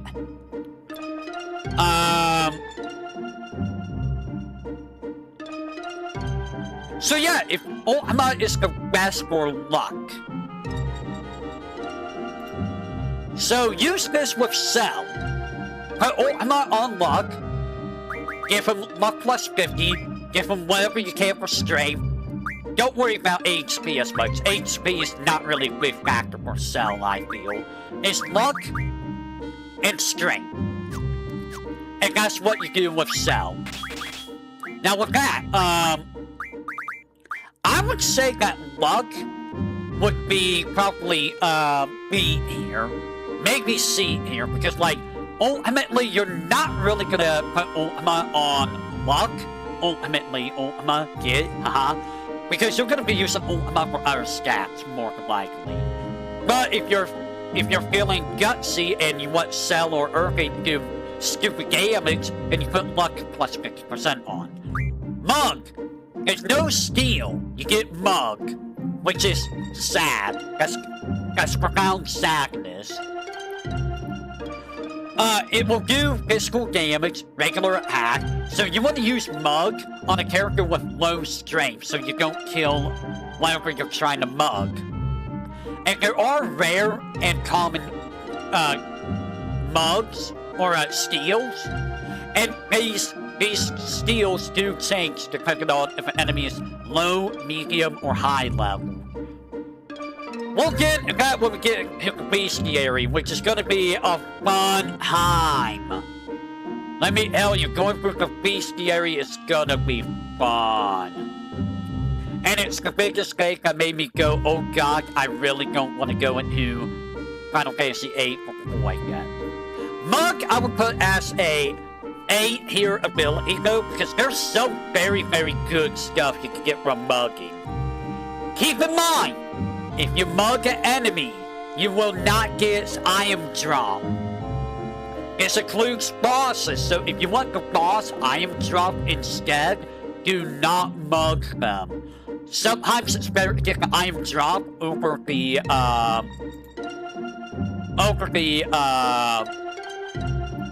skill. And I shall be back. Let me go check out the doggos. I will return. BRB.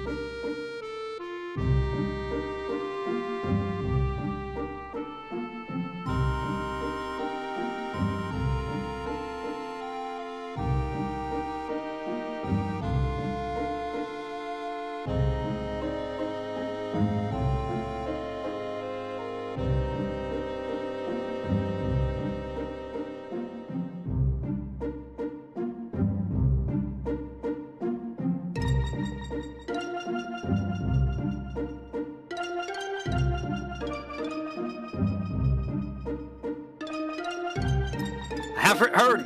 Alright, so. Medgaya. Doubles the effect of medicine. So this doubles the healing of recovery items. I don't see the use of this ability. I really don't. I mean, you can use this with Mega Potions if that'll heal, I think, 4,000 HP, which, I mean, that's pretty good. But you're wasting it feels like a really big waste to be using this at all. So honestly, I would put this in like D here. You're never really gonna use this unless you're using like Mega Potions and Mega Phoenixes. Because I do believe that doubles the effect of revival items, so it would be good for Phoenix Gowns, Mega Phoenixes, but overall, I don't think you're really gonna be using this very much. Counter! I'm gonna be real. I never really used counter that much, did I? I mean, counter's always a good thing to have. There's no reason to not use counter, unless you're trying to, you know, well, actually, there's a good reason. You don't want to use counter if you're trying to stock up on magic, or if you're trying to get a steal. That's about the only time that you don't really want counter. But overall, I think counter is a very solid ability. I would put it at probably A. I think A is a good spot for this. Cover. So, this only works against physical attack, and unlike, say, other games where cover is, the character that you're covering has to be right next to whoever has this ability. For example, if Squall's in the middle of the party, he'll cover left or right, but if Squall's to the left, like in the third party slot, he will only cover the person who is right. He will never cover the person all the way to the right. And honestly, I feel like cover just isn't really that good. Cover's only really good if you combine it with counter. That's really it. You do a strat like cover, counter, and then, where is it? An auto potion. That would be a pretty good strat. And you do like, Medgea. So here's a very good, combination of abilities. You cover via act, you're gonna counter with a physical, you're gonna counter by healing yourself with whatever, potion you have, and you double the, healing of that potion. It's not a bad strategy. It does take 4 slots, so you're probably not gonna get Dugas until, like, way later in the game, or if you get the Rosetta Stone early from, the D District Prison. But honestly, I feel like there's better use of your support abilities, like these stat boosts right here, and some of these later abilities. I'm gonna put cover as a C tier ability. It has uses, especially when combined with counter, but ultimately, I don't think it's really that great. Initiative. The character with this ability will get have a full 8 HP bar at the start of the fight. This can allow you to get the jump with that character. And honestly, initiative is very good for Cactuar grinding, because you can just immediately mark some Cactuars, which is great. Otherwise, I don't think initiative is really necessary. Like, there's no real need to grow up who start with 8 HP bar. You can just go into a fight normally. And it only works at the start of the fight, so I feel like it's kind of a wasted slot. So I'm gonna put it as a C here. It's C and not D because it's great for Cactuar farming. And that's it. Restores HP by walking. I'm gonna do something silly here. We're gonna have Cell punch himself.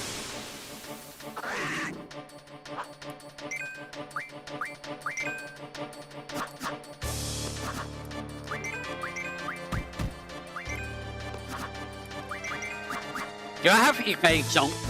Guys, I think I have VIII Junction on.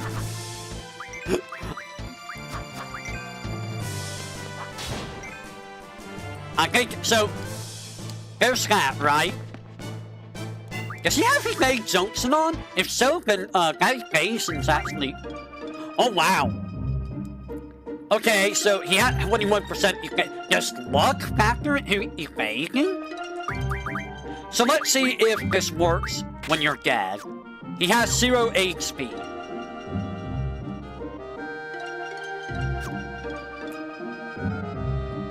Does it work when you're dead? It does not. Cell is dead. I repeat, Cell is dead. So let's see how much, Medgay revive. So, this is normally like 25% HP.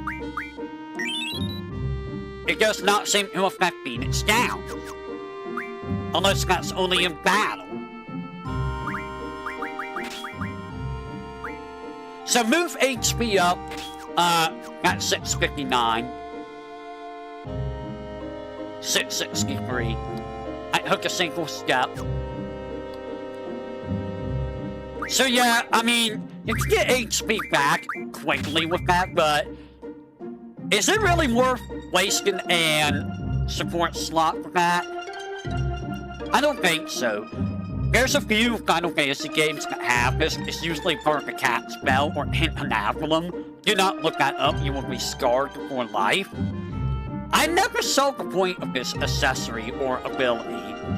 I mean, it's not bad in free healing, but like, you can just use a potion or cure. Why do you want to waste a support slot with this when you have a whole bunch of other abilities? If you have nothing better to use, I guess you can use it, but like, it's just like D here at best. So these are very, very important. These are only important if you're doing level farming.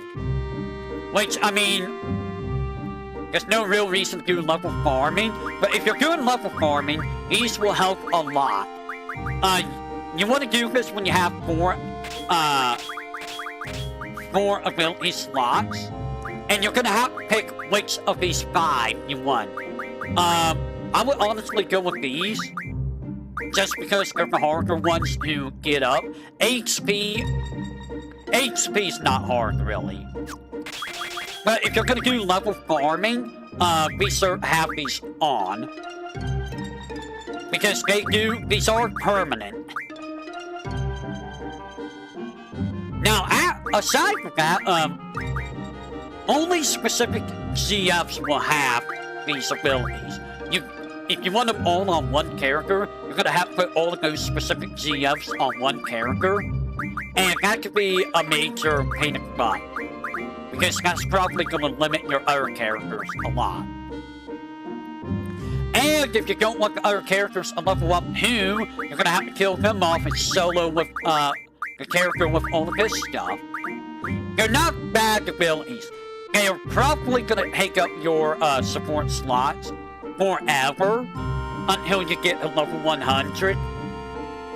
Outside of that, if you're not leveling up at all, they're useless. You're never gonna use these. The auto abilities.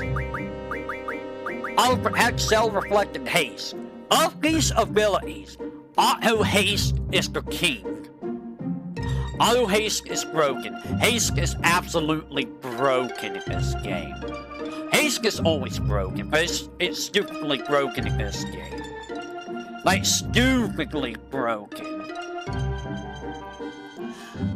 Auto Protected Cell, I would get, put on the same level. Auto Haste is S here. Auto Protected Cell are also S here. Having physical damage and magic damage automatically forever is great.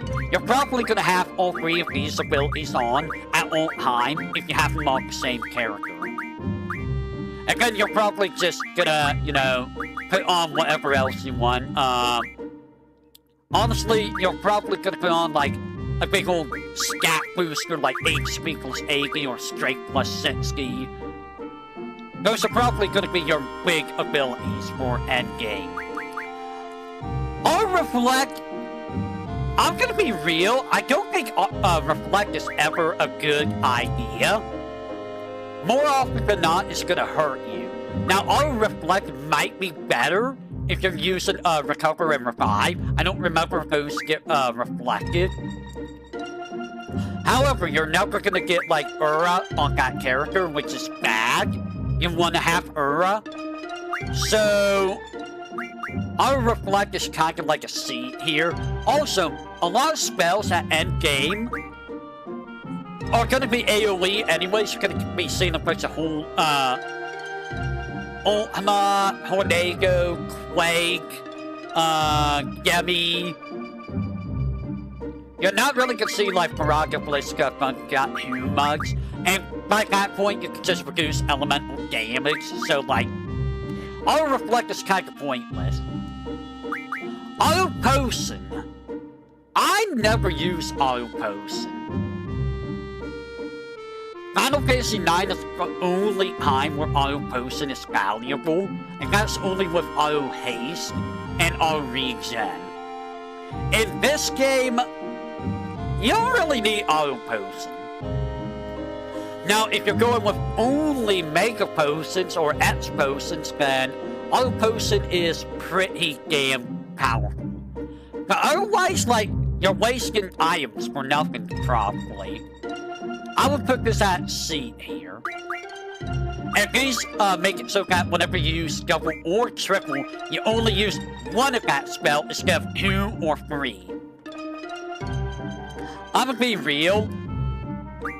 I never use these. I don't know if there's anyone that would use these because, gonna be honest, I don't use double or triple. I can just spend a turn with each character using the Aura or whatever I need to instead of using double or triple. I mean, double and triple are very interesting abilities, don't get me wrong, but why? They're not worth using a support slot for. It's not worth it. Alert! Prevents back attacks. Very, very good. This is probably an ability you're gonna slap on and never take off if you're doing random encounters. Even so, it might even be good for actually, does it work in fixed encounters? I don't know. If it works in fixed encounters, then this is pretty good. But if you're gonna go like fight Malboros or stuff, Alert is very, very good. So you don't get preemptive bad breath. I would put this in an A here. Move Find. Find hidden save draw points.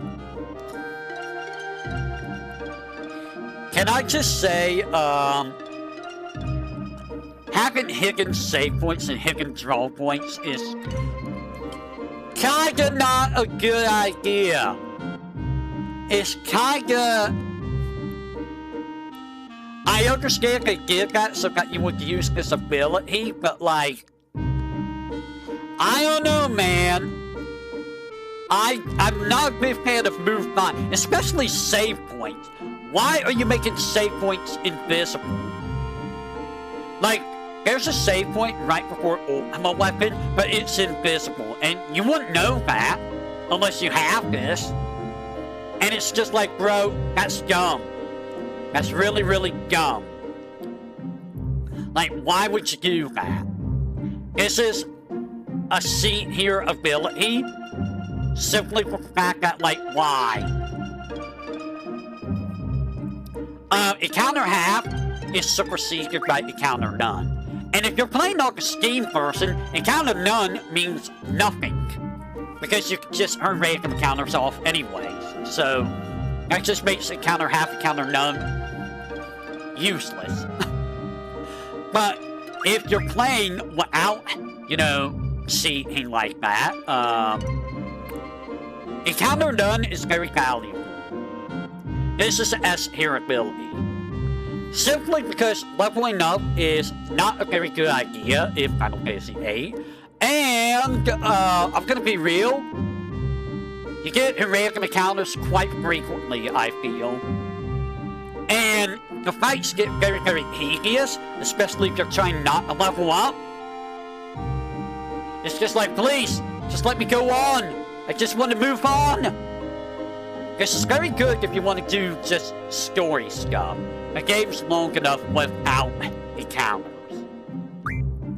And rare item makes it more likely to receive rare items. Now, you would think this will make it so that you would get, like, the, slot 4 item more, often.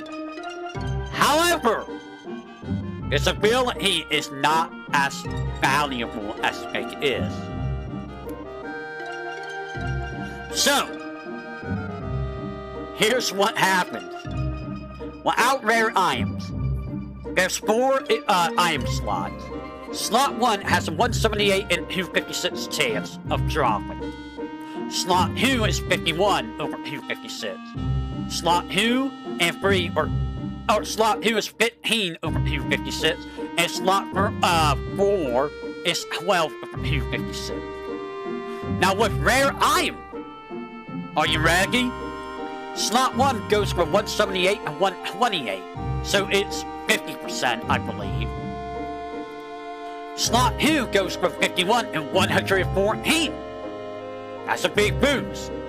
Slot 3 goes from 15 to 14. So you lose 1% for that. And slot 4, the very rare one, goes from 12 to 0. Meaning you will never, ever get a rare item drop that way.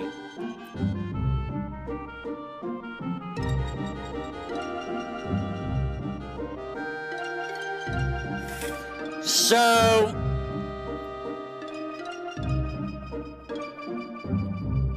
if you want the super rare items, you don't want to use this ability. Now, if you know exactly what items you want to get, then you're going to want to use this. So, if you want to get specific items, here's where you want to use rare item. You want to use it against Glacial Eye to get North Winds, Anacondors and Blue Dragons to get Dragon Skins, Cockatrice and Blitz will give you Dynamo Stones.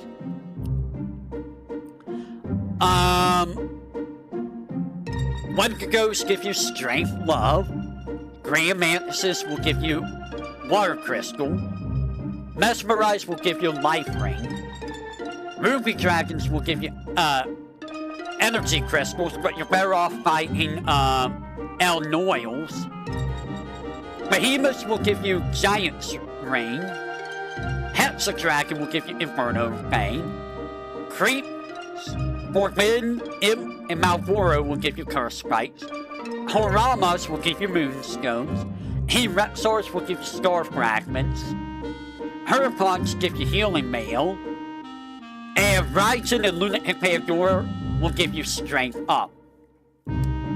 Otherwise, don't use Rare Item. Rare Item is a red herring. And that's all of the abilities. I say, there are more abilities that I do not have access to because, unfortunately, they're Chocobo World only. Wait a minute. There is an ability that I do not have, that I could have, which is called Return Damage. So Return Damage is... it's kind of like counter, but you return a quarter of the damage you take back to the enemy. So this is any damage, so if you feel like you're gonna fight a magic user a whole bunch, then her damage might actually be good. So this might be worth a slot. Might. Unless you're trying to get, you know, draws or items, then don't use this. Otherwise, it's not a bad ability. Not a bad ability. That is not a Chocobo World item. All the Chocobo World items are support abilities. So, Ribbon is one such ability that you get from Chocobo World. Does Ribbon block all status. So, Ribbon does work against every single status effect, including Vitality 0. Ribbon is the only way to prevent Vitality 0. Not that you're going to see Vitality 0 very much in a normal playthrough. It's such a rare status from enemies that, you know, that's not a big deal. But, you can't get through Angelo. It will be very terrible to get, though. It will be very, very terrible. It might take hours and days to get this stupid, stupid item. Wait, just like, why? Why would you do that? Are there any other abilities? Let me see. I'm seeing if there's any other abilities. There's a couple, gummy abilities. There's Fortify and there's W-Item. So yeah, W-Item was about to show up with this game, which I wonder why they cut that out. That would have been interesting. Okay, that looks like the only other ability you can get is, Ribbon. So Ribbon is the only ability through,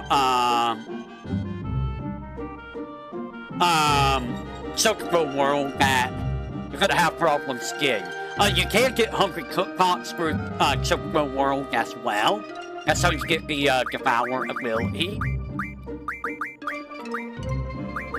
Where is Hungry Cook Pot? Hungry Cook Pot? Hungry Cook Pot?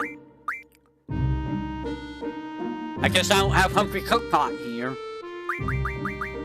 I could have sworn I saw it. It must be earlier. Yeah, there's Hungry Cook Pot. Now, with that said, let's take a look at some of the GF abilities. So, this is all the Guardian Forces. We're gonna be ending the stream after I get through all the Guardian Forces. So, each GF have very unique abilities that they all learn. If this list gets completely filled up and you learn an ability that would lead to another ability, say for example, GF HP plus 10%, you learn, but you have full thing, you will not get GF HP plus 20%. You can see what happened. Summon Magic went up 30%, GF went up 20 because list was already full. All GFs come with, if I can find them. They all come with Magic GF Draw Item. So, when you're trying to maximize what you get with GFs, if you're gonna unlearn abilities, these are probably the abilities you're gonna unlearn from most GFs. There's also things like Elemental Defense ×2 and Status Defense ×2 that you can get rid of once you get ×4. So looking at GFs, for example, Quetzalcoatl comes with a big HP, Vitality, and Magic. I could be wrong. I probably gave some of these to him, maybe. You're gonna want to learn these. These are priority number 2. Usually number 1 for GFs. Number 2, if there's unique abilities like Card. In order to get Card Mod, you need to, you need to get Card in order to get Card Mod. These are priority number 1 with Quetzalcoatl. Get Card immediately, especially if you're going to be doing a low-level run. And then card mod is just for triple triad. And then he has magic plus 20 authority, which are very good abilities. Elemental defense times who? Does he come with that naturally?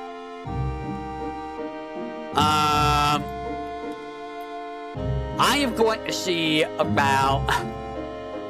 I'm gonna see about the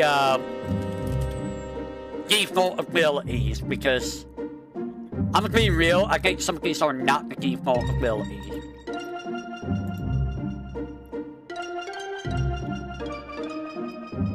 Come on. Alright, so it does come with HP, Vitality, Magic, Junction, Elemental Attack, Elemental Defense, and Elemental Defense times 2.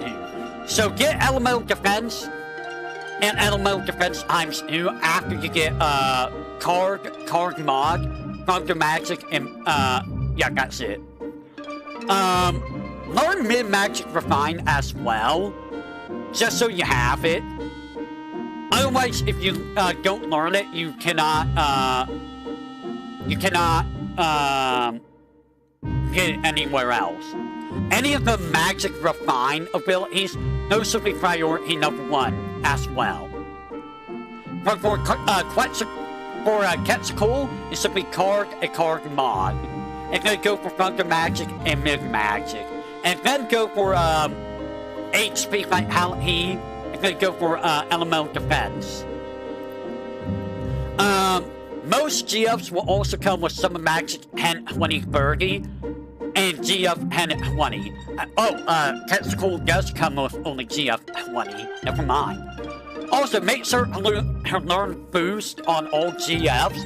It's only 10 AP, and if you don't learn it, you can never learn it again. That's how you boost the damage on GFs. So, yeah. That's Quetzalcoatl. Get card mod, and then get Thunder Magic. If you don't learn Mid Magic Refine, don't worry about it, as long as it's still on the list.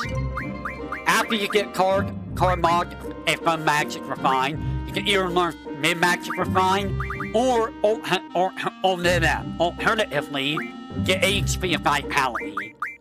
And then work on Elemental Defense. And then you can work on, like, Magic. Or get, Mid-Magic. The HP and Summon Magic for GFs are very low priority. Shiva! Shiva. Honestly, Shiva doesn't really give you anything really great. You get Ice Magic Refine from her. That's really all that you want.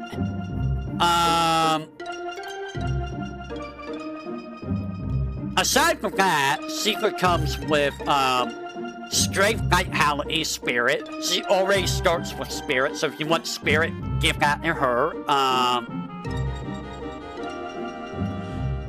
Learn the Ice Magic Refine first, and then go ahead and get Strength, Vitality. And then get Elemental Defense Junction and Elemental Defense Junction times 2. You'll get Elemental Attack after you get Strength Junction. Actually, you cannot get Elemental Defense Junction until you get Spirit plus 20%. So, okay, order. Ice Magic Refine. Strength Vitality Junction. Spirit plus 20. And then get, Elemental Defense times 2, and then Spirit plus 40.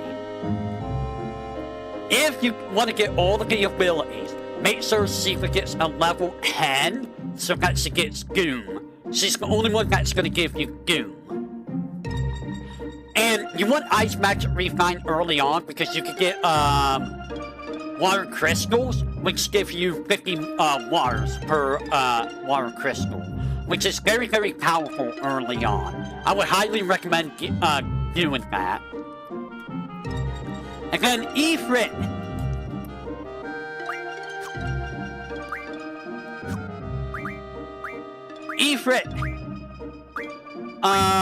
Ifrit's very, very good. You want to get Fire Magic Refine and Ammo Refine. Those are number 1. You want to get... Let me see what he starts with. You want to get HP Junction. That would be very, very helpful. After that, he starts with Strength Junction and Elemental Attack, so you don't have to worry about that. After you get HP Junction, Fire Magic, and Ammo Refine. For Ammo Refine, you need to get Ifrit to level 10. So be careful of not missing that ability. You want to get Strength plus 20 and 40. Once you get Strength plus 40, you'll get Strength bonus unlocked. If you're going to do level grinding, be sure to get Strength bonus. But outside of that, you're going to get Elemental Defense Junction. That's it. Honestly, a lot of the GFs are very similar in you're going to get the Scat Junctions, you're going to get Elemental and Status Defense, you're going to get the Scat Boosters, and you're going to get the Refine. You do get Mag Rush with Ifrit at level 10 as well. So level 10 is Mag Rush and Ammo Refine. Not really worth it for Mag Rush, but you want that Ammo Refine. Siren, Ifrit you must defeat, you're gonna give regardless. Siren, you're gonna need a draw from,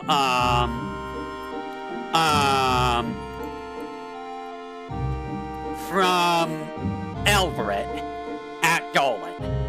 She starts with Magic Junctions, Status Attack, and Status Defense, which is very good. You want to get Status Defense Junction times 2. You want to get Life Magic Refine. That's going to be very important early in the game. And Status Medicine Refine and Tool Refine. Get all 3 of the refines. If you do Magic plus 20, it will become Magic plus 40, and the Magic bonus goes all very good. She's the only GF with Move Find. If you want all abilities, get Move Find with her. And she gets treatment at level 12. And again, if you want to get Dark Matter, you need her at level 100 for whatever reason. I don't understand why, but she needs to be level 100 to earn 100 curse strikes to 1 Dark Matter.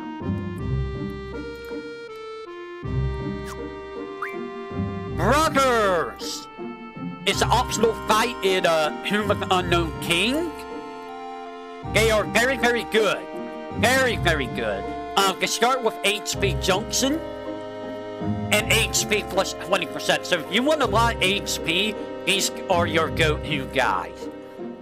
You can learn Strength and Spirit Junction from them. After you learn Strength, Elemental Attack is unlocked. After you learn Spirit, Elemental Defense is unlocked. You can get HP plus 40 and 80 from them. And once you get HP plus 80, you can get HP bonus. And then you can also get Cover and Defend. Get Defend only if you're going to fight Omega Weapon legitimately, otherwise Defend and Cover, they're not really worth getting. Other than that, that's it. I'll talk about what the GFs themselves do. I'm going over the abilities real quick. Diablos! Very, very important. You will fight him as an optional fight if you got the magic left from Sid before you left for Himber. Be sure to pick this up. It is missable.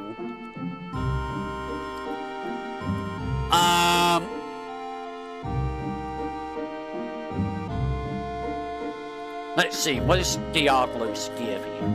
So Diablos starts with Magic Junction. That's the only thing he will start with.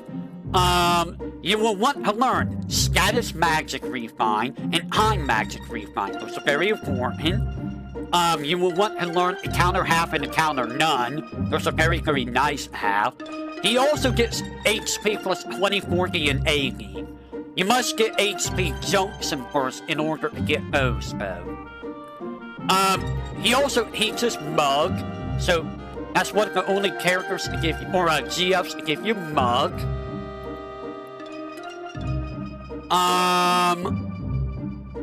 You can also get Dark Side, which honestly, talking about Dark Side earlier, Dark Side is a very, very powerful ability, so I would highly recommend get Dark Side if you want a damage boost.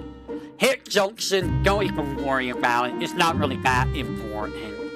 I mean, you can learn it, but it's not really that important. And nothing really branches out from Hit Junction.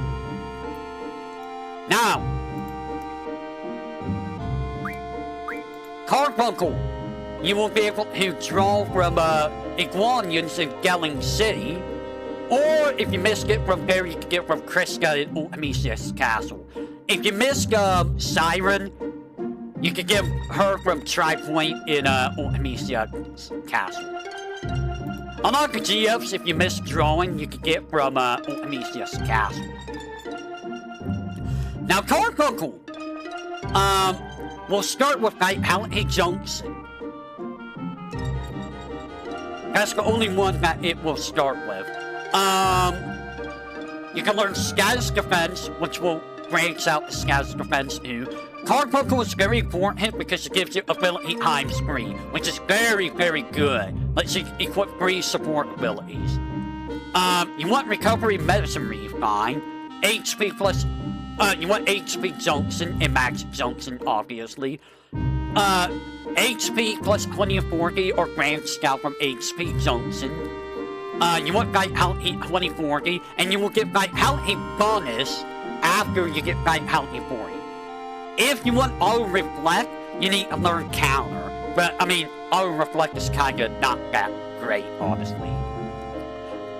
Now with that, we move on to Leviathan. I like Leviathan. You can draw Leviathan from Norg after opening his pod, or from Trauma in Ultimisia's Castle. Leviathan is a very good GF because Leviathan is how you get Recover, if I recall. If the wiki ever opens. Wiki, please open.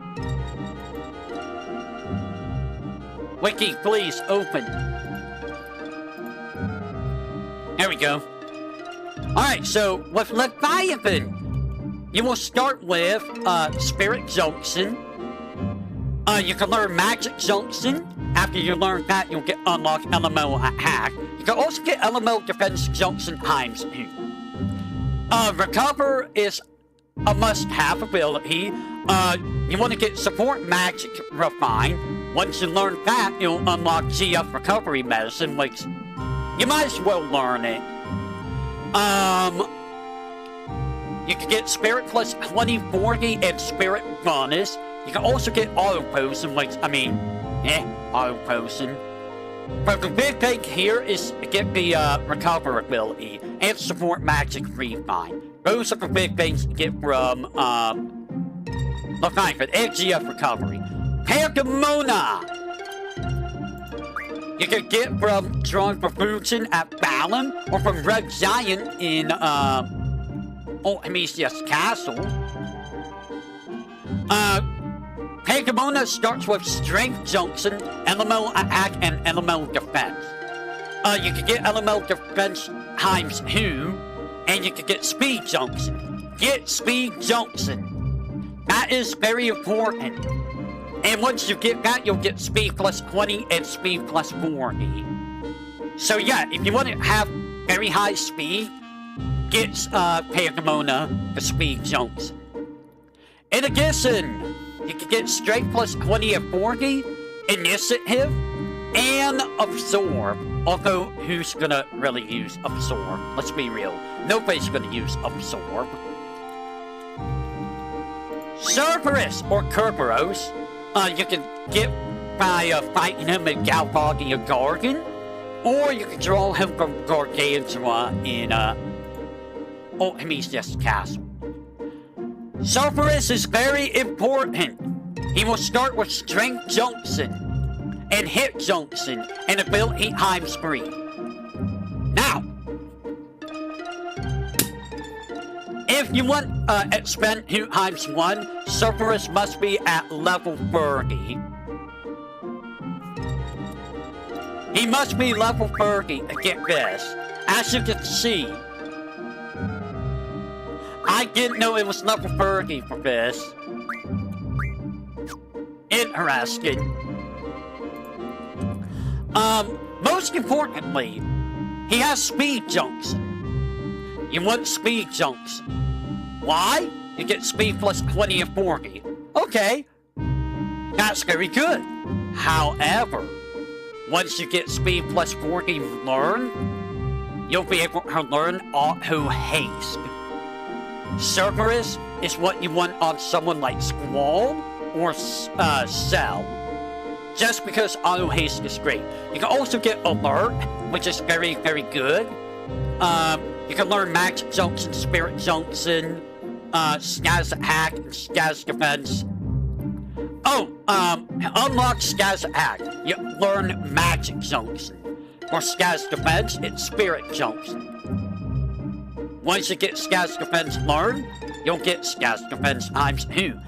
Once you get that learned, you can get Skaz Defense times 4. So if you want high Skaz Resist, you want Cerberus. Cerberus is God here. He can give you high strength, high magic, mostly high speed. He can give you good spirit, and very good Skaz immunity. And he makes it so you don't get back attack ever, which, you know, that's great. I like that. Alexander. You can draw from the second fight with Agay in Galvadia Garden, or from Calglepis in Artemisius Castle if you miss him. So Alexander, he's also very important. Number 1, he starts with Spirit Junction, Elemental Defense times 2. Number 2, you want to learn High Magic Refine. That's so you can refine like any level 2 spells in the August spell. Number 3, you want to learn Med Data. This is very important. I said that Med Data is not that good. You need Med Data learned to get medicine level up. What this does, as I will demonstrate, is it allows you to take something like, say, 3 potions and turn it into a potion plus. Or 3 X potions into a mega potion. Or 10 elixirs into 1 mega elixir. Or, you know, get you some, like, heroes, holy wars, etc. You need this in order to get the remedy pluses. I think you need remedy pluses in order to get Doom Train. So without that ability, you cannot get Doom Train. In addition, you can learn Revive from Alexander, which is a damn good ability. He also comes with ability times 3, which, you know, very good. He can also get Elemental Defense times 4. So Alexander is amazing for Elemental Defense, for Revive, and for leveling up items. Now with that said,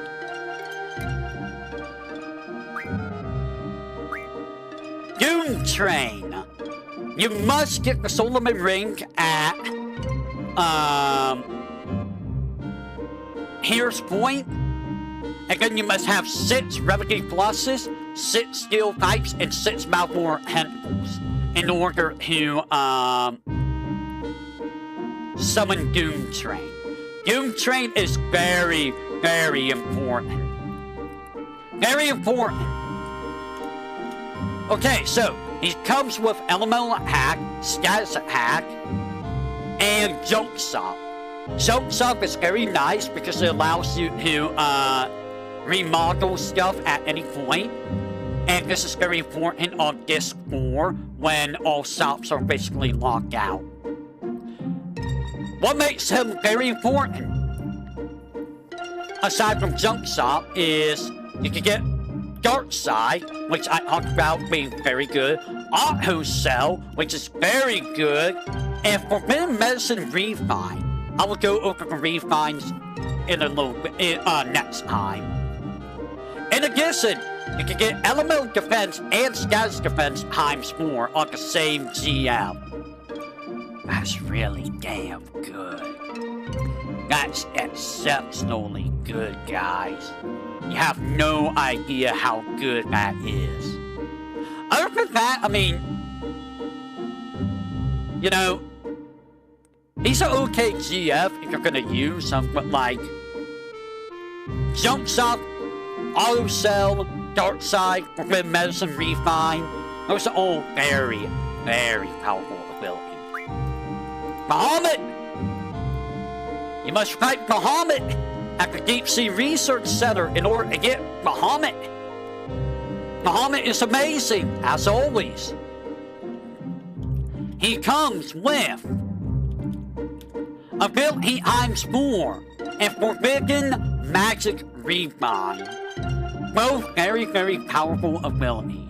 He also comes with Strength and Magic plus 60%. So if you want to give yourself a big damage boost, Bahamut's your go-to. In addition, Bahamut does have Expend ×1, which meh. Bahamut is the only GF to have Rare Item. I mean, Rare Item we talked about is not as good as you think it is. He also comes with Move HP up, which meh. But Bahamut, most importantly, comes with Mug and Auto Protect. Very important items, or abilities. Very, very good. Also, Bahamut's, you know, cool.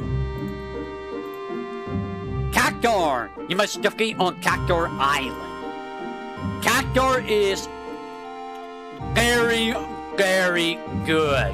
Especially for level farming. So, the abilities he starts with are all of the bonus abilities. HP, Strength, Vitality, Magic, Spirit is all on Cactuar. So if you're gonna do level farming, Cactuar's your man. You can also learn Auto Potion. You can learn Move HP up, Initiative, Defend, and Kamikaze. I think this is the only one that gives you Kamikaze, normally. You can also learn Evade Junction and Lock Junction. Evade Junction unlocks, Evade plus 30%, and Evade plus 30% unlocks Expend ×1. And Luck Junction unlocks, Luck plus 50%. Evade plus 30 and Luck plus 50 you cannot learn from, items, so don't lose those abilities. So yeah, if you're gonna be, level grinding, Cactuar's your man. If you want high evade and luck, Cactuar's your man. Hogberry. In order, again, you must defeat,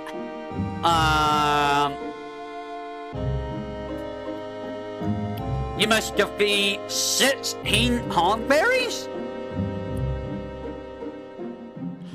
20 Hogberries you must defeat. And then you must fight the Hogberry King and defeat him in order to get Hogberry.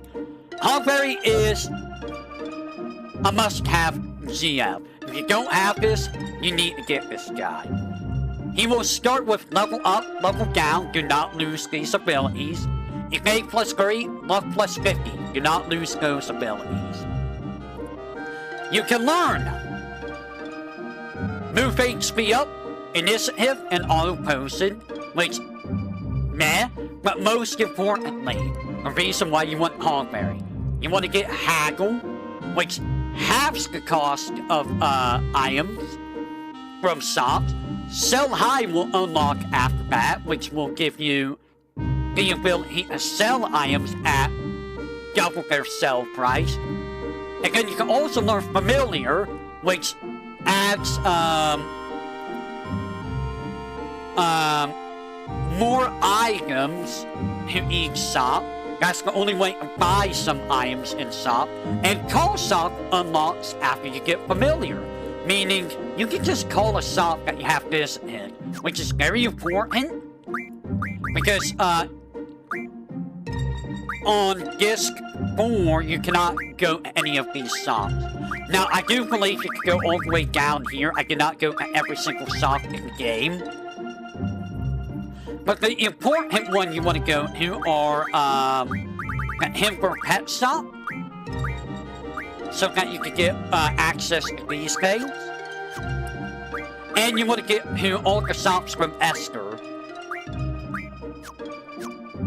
So Esther Pet Shop will give you all of this stuff, which is good. The Esther Bookstore will give you all of this stuff. And the Esther Shop gives you X Potions, Mega Potions, Phoenix Gowns, Elixirs. So if you want to buy that, you can. Very good stuff. So that's Huckleberry. And then Egan McEganson. The most powerful GF, you must draw from Ultima Weapon at the Deep Sea Research. If you miss it there, you can draw him from Tiamat, from Ultimisius Castle. So, Egan, very, very powerful, and he starts with Speed Junction, Evade Junction, Hit Junction, and Devour. You can also learn Magra's Dark Side, so this is the first way of getting Dark Side. Luck plus 50%, and spend times 3 of 1, and GF ability Medicine Refine. Make sure to get that last ability. GF ability Medicine Refine is how you're going to be getting some of these abilities like return damage. You definitely want this. Now, let's talk about the GFs. Now, you may see compatibility. Every GF has a way of boosting compatibility with them. If you summon them, it slightly increases the compatibility. And if you use abilities related to them, for example, use lightning or wind, I think it's lightning with Quetzalcoatl, you will increase compatibilities slightly. Now, you can also increase compatibility by using items like Dynamo Stones and Love G. If you use some abilities, it will decrease. In Quetzalcoatl's case, if you use water, it decreases. If you use Leviathan, it super decreases. Every other GF, it slightly decreases. Aside from Cypher and Gay, who have, you know, their own values, if you want to give someone, if you want to give Quetzalcoatl to someone that has default's highest, compatibility, that would be Renoa and Irving. So all Quetzalcoatl does is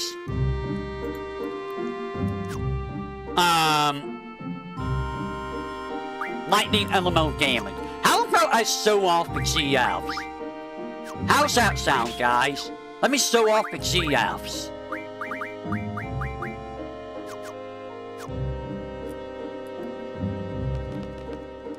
Before I forget, I need to equip the capacity of showing off the GF.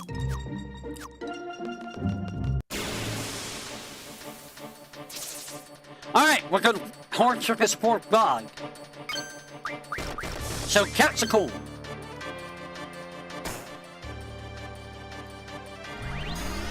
So, this is what the boost ability does.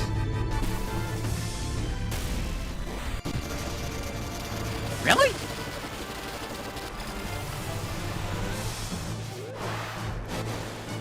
Whenever you see that icon, you want to mash the square button.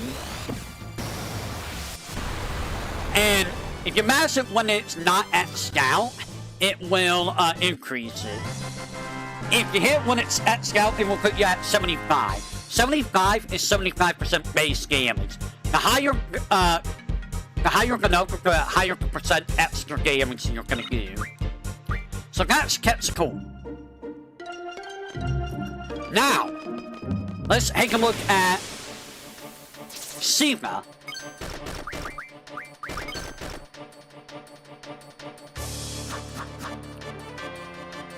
Assuming you know the game stopped. So Sigma does AoE ice damage. Whereas Quetzalcoatl did AoE lightning. Sigma does ice.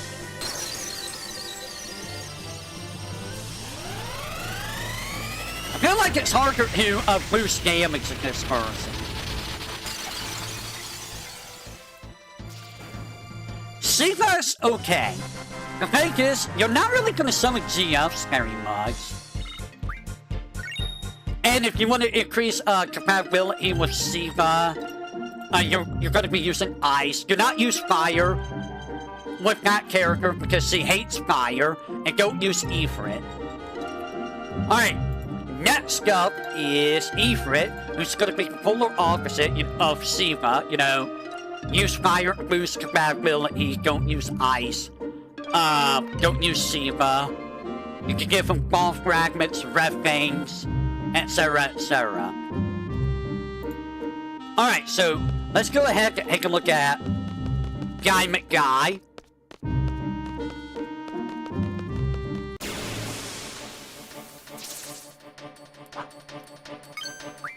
Alright, so here's Ifrit.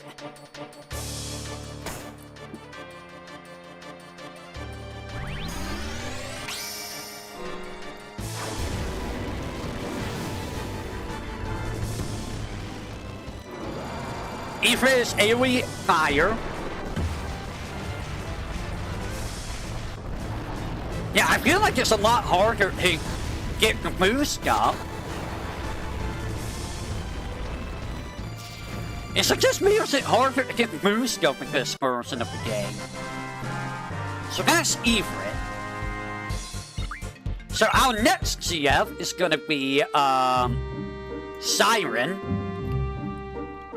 So for Siren, if you want to boost compatibility, give her Silence Powder, or use status inflicting ability. So Silence gives the most boost, and then Berserk, Blind, Break, Confuse, Pain, Sleep, Slow, and Stop give the same amount. If you use Esuna, you lose a decent amount of compatibility, and if you use Dispel, you lose a little bit. Using Carbuncle will make you lose compatibility as well. Interesting. So let's see what Siren's animation is like. I don't know why it's lagging.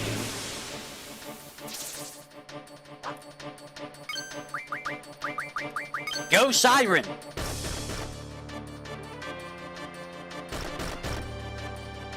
So Siren does AoE non-elemental damage, and I don't think she does. I don't think she inflicts silence, but I think she does non-elemental damage.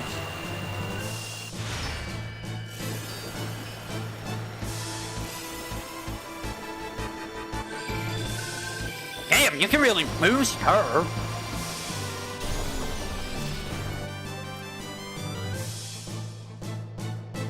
Oh no, it does inflict silence. She can inflict silence with that, so she does her usual thing. Non-elemental max damage and silence. Now, next is the brothers, so they do earth elemental damage. They're kind of not as great, I feel. If you want to boost compatibility, use Dino Bone, or Quake, or Flare, or Meteor, or Ultima. Do not use Pandemona. Do not use Arrow, Float, or Tornado. That will decrease it on them. So they're kind of not great because they kind of just don't hit flying enemies, which is not very good. Like, they're not gonna hit this guy because he's flying. But I'll show the animation anyways.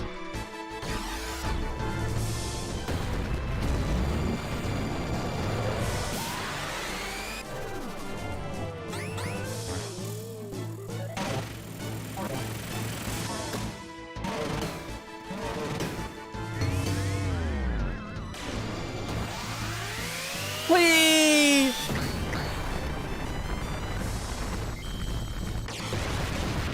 And as you can see, it misses because flying enemies. Alright, so let's show off Diablos. So Diablos does percent higher damage. You cannot boost them. There's no boost mechanic for Diablos. So the amount of damage Diablo does is percent higher their max aid speed.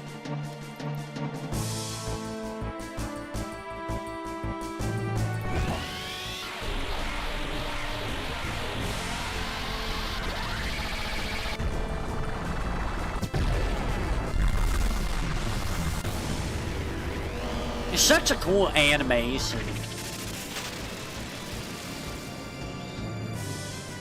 So I'm not doing 60 damage. Let me see how this actually works for him.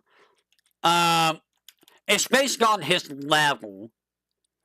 So at level 9, his default level, it'll be 9%. Okay, so it does percent damage on target's max aid speed based on Diablo's level. If he's level 100, it'll do 100% of the target's max aid speed, up to 9999.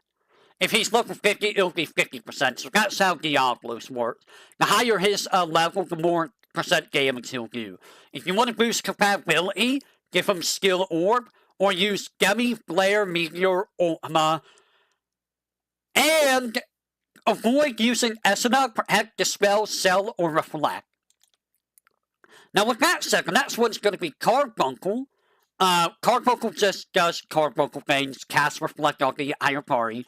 If you want to boost compatibility, use Dragon Skin, Aura, Double, Haste, Holy, Protect, Reflect, Sell, Triple, Cure, Curag, Curaga, Esuna, Full Life, Life, Regen. And avoid using Siren, Berserk, Blind, Break, Death, Pain, Silence, Sleep, Slow, Stop, Zombie, and Dispel. Now I'm going to show off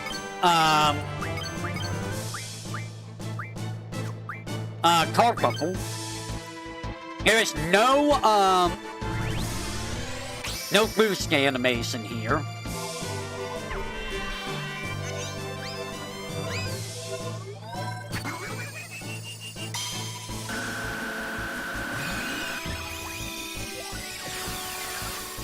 That just puts Reflect on the higher party. And next we have Leviathan, who gets AoE water damage. AoE water damage. This is very good to use on Cactuars if you're able to get Leviathan out very quickly. Odds are you're not going to get Leviathan out that quickly unless you boost compatibility with Leviathan. Which you're probably going to boost if you're using water spells against Cactuars. I do like Leviathan. Also, the fact that Leviathan just turns into the water with the waterfall is pretty cool. That's pretty cool. Also, I love when enemies are defeated like this, they get washed away. They get pushed off screen. That's such a neat touch. It's so cool. Now, if you want to get compatibility up, you're going to be using Fistfin, Holy, Water, Flare, Meteor, Ultima. Do not use Quetzalcoatl, Thunder, Kagara, or Kagaga. Makes sense. Leviathan is a sea serpent, so Leviathan would not like to see lightning. I mean, I wouldn't like to see lightning if I was a water creature. Pandemona is next, so if you want to increase compatibility with Pandemona, give it Seer Feathers or Windmills. Use Tornado or Arrow or Ultima, but do not use Brothers or Water. So far, the only one that really does statuses to enemies is Siren. Don't worry, we'll get the true status king in a bit. So this is Pandemona.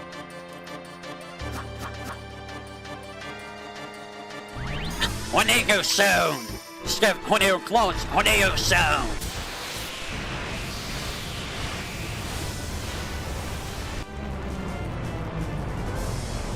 Pangamona is such a weird design, by the way.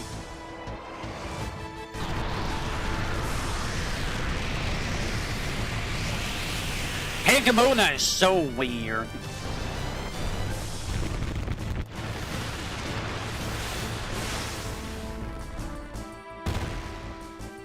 Pangamona is also kind of strong, I feel.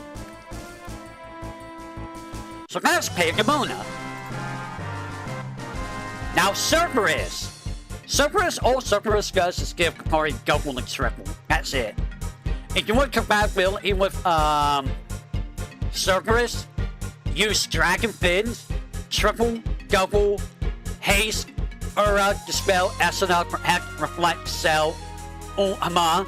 And do not use Berserk, Break, Blind, Confuse, Pain, Sleep, Silence, Slow, or Stop. So I'm gonna show Cerberus off.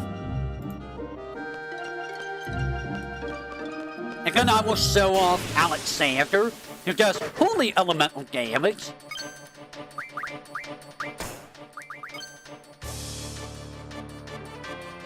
So here's Cerberus. He's gonna come out the gates of hell. These animations are pretty sick, not gonna lie.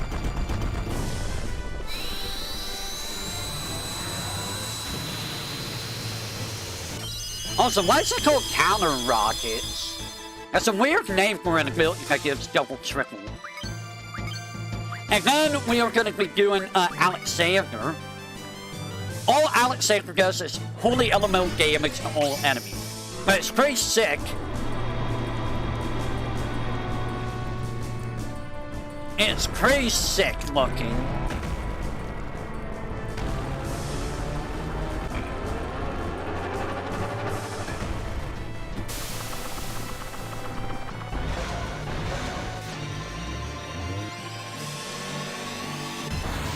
But look at how sick looking this is.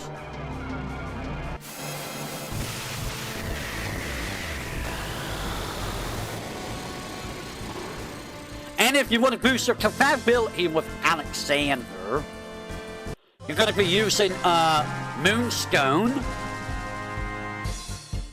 Holy, Apocalypse, Kiraka, Full Life, Life, Regen, and Ultima. And do not use Doom Train or Bio. He does not like Doom Train. Now Doom Train is an interesting fella. Doom Train does, I think, poison elemental damage and, a bunch of statuses. If you want to boost, compatibility with Doom Train, first of all, use Poison Powder and Venom Fangs. Berserk, Blind, Bio, Break, Confuse, Death, Silence, Sleep, Slow, Stop, Solve Me, Ultima, and do not use Holy or Alexander. So, in addition to poison elemental damage, he also inflicts every status effect in the game. Every status effect in the game. Every status effect in the game. That is absolutely insane. It says every status effect, but it's Sleep, Poison, Blind, Silence, Slow, Stop, Berserk, Confuse, Doom, Petrifying, and Vitality 0. That's still really, really strong. That's very, very strong. And I will show you Alexander Doom Train here in just a second. For some reason it lags. Like, that's a thing I noticed with this port. Sometimes it just, like, super hyper lags, and I don't know why. Alright, so, Doom Train.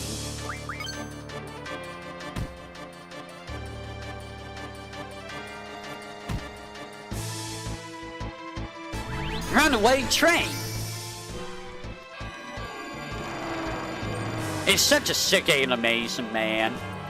I feel like Doom Train was like a reference to Phantom Train. He has to be a reference to Phantom Train, right? Like, he has to be a reference to Phantom Train.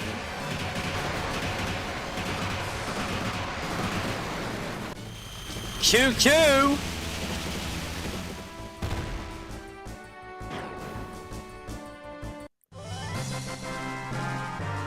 He has to be a reference. Now with that, next is Bahamut, who does non-elemental magic damage that ignores, I think it ignores magic effects, right?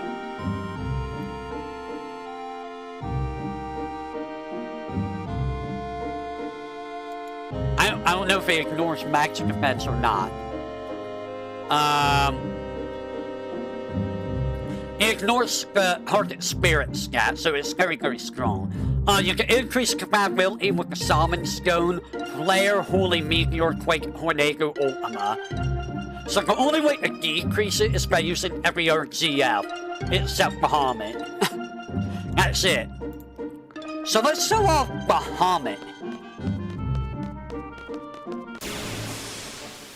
I feel like Final Fantasy VIII is not very, optimized. If it lags like that, it's probably not optimized. Mega Flare!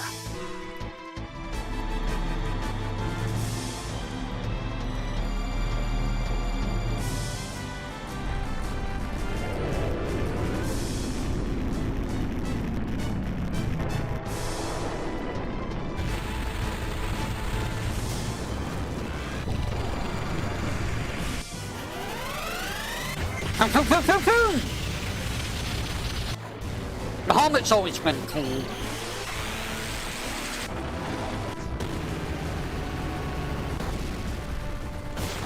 Boom! And Bahamut's always been powerful. Because it's Bahamut. You better be powerful. And our next one is going to be Cactar, who does increasing damage the higher his level. So at level 20, he will do 2,000 damage. Level 90, it'll be 9,000. And at level 100, he'll do 10,000 damage. To increase compatibility, the only way to do that is by using Cactus Horn. That's it. That's the only way to increase compatibility with Guy McGuy. Now let's show Cactar off.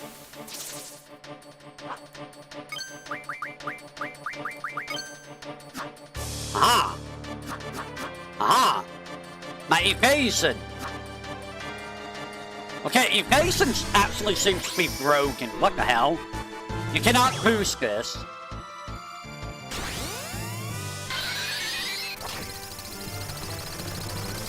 And it hits all enemies, so 2,000 damage because he's level 20. Not really worth using, I feel. Now, Hogberry. He does non-elemental damage on one target by stabbing him. That's really it. He does non-elemental damage on one target. If you want to increase compatibility, you need to use a Chef's Knife with him. So let's go ahead and show off the Hogberry, and then I will show off the Egan. Cell is just suffering. The Eye. Chef's Knife.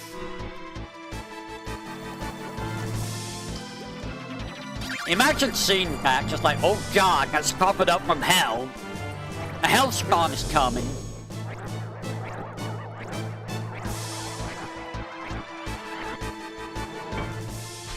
Doink.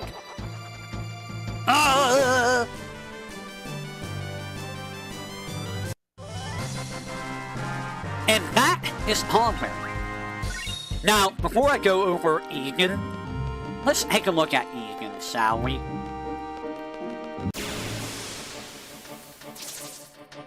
These bugs will suffice.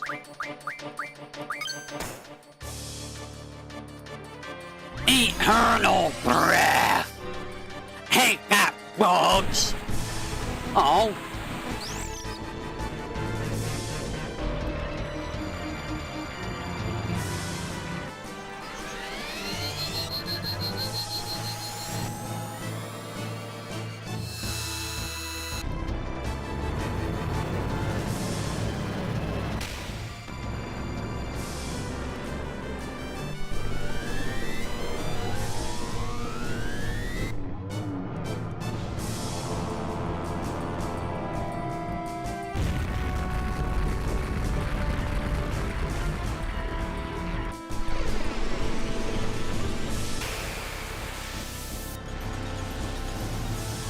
$250 is the highest it could go.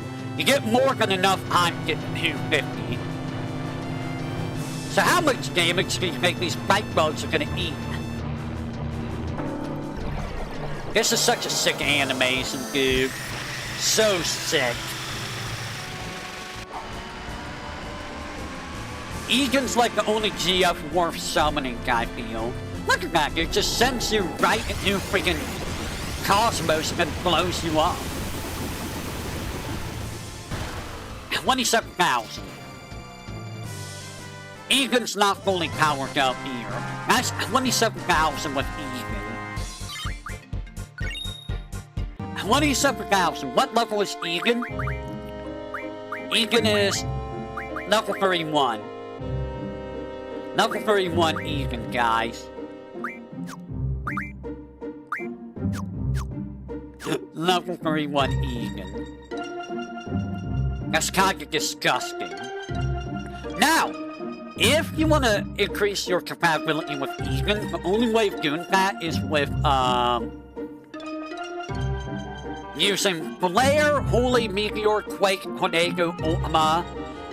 And if you don't want to lose compatibility, do not use Ura, Blizzard, Plasara, Cure, Cura, Curaga, Dispel, Double, Esena, Fire, Full Life, Haste, Life, Protect, Reflect, Regen, Cell, Slow, Thunder, Fagara, Triple. Damn! They really don't want you to be using spells. The only way to boost his compatibility with items is with the Love Z. Also, if you summon Ian, you get +2 compatibility with him, and +1 with every other GF. Which is very interesting. I wonder why that is. And that is all of the Guardian Forces. That is all of the characters. That's the junction system somewhat explained. So next time, we're gonna call it here for today. We're gonna go over the items, the magic, which, I mean, I'm probably gonna have to, refine a bunch of magic for, characters. We'll go over the, abilities, and then triple triad we'll see. And then some of the stuff in the tutorial we'll, go over. So we're not done with menu stuff. We are not done with the menu stuff. And in fact, with the items might take an entire stream on their own. I might have to take a look at where you get each of the items. So this is going to be a very long Voidex because there's a lot to go over. Items on their own is going to have a lot. Magic is going to have a lot. Abilities is going to be pretty simple to do. We got a long road ahead of us, guys. A long road. So with that, I will say that will be it for today on that. Tomorrow will be the Let's Learn for Super Mario World, almost just Super Mario RPG. We should be able to wrap that up. And then Monday will be back to Final Fantasy X, and Tuesday, Digimon Story Cyber Sleuth. Wednesday will probably be Soul Calibur 1. Alright, let me see who is streaming. Go ahead and get rid of that. I don't need that. I believe, Greg is doing Hails of Martial again. Cecilia's doing a gorilla stream right now. I'm gonna put that over here. Let's see, Henya's doing 007 First Light right now. Mint's doing Half-Life 2 episode... Or, yeah, Half-Life 2 episode 1 right now.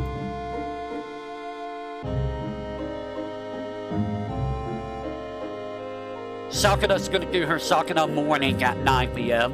Pio's gonna be doing, Hosey at midnight. B2 will be doing Forza Horizon 6 at 9 p.m. We might get a little Iris in that stream. Yoki's doing a drunk Satsugan with someone. I think that's Mahara at 8:30 p.m.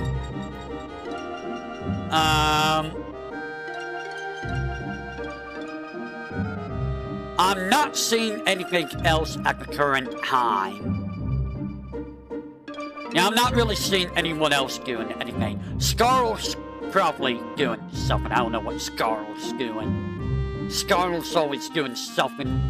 And it's usually something that's just like, what the hell are you doing, Scarl? You know, that kind of thing. That's all I see. So what I'm going to do is, we're going to raid into, Grape. We go ahead and set that up. I'm also gonna close Final Fantasy VIII. Goodbye, Final Fantasy VIII.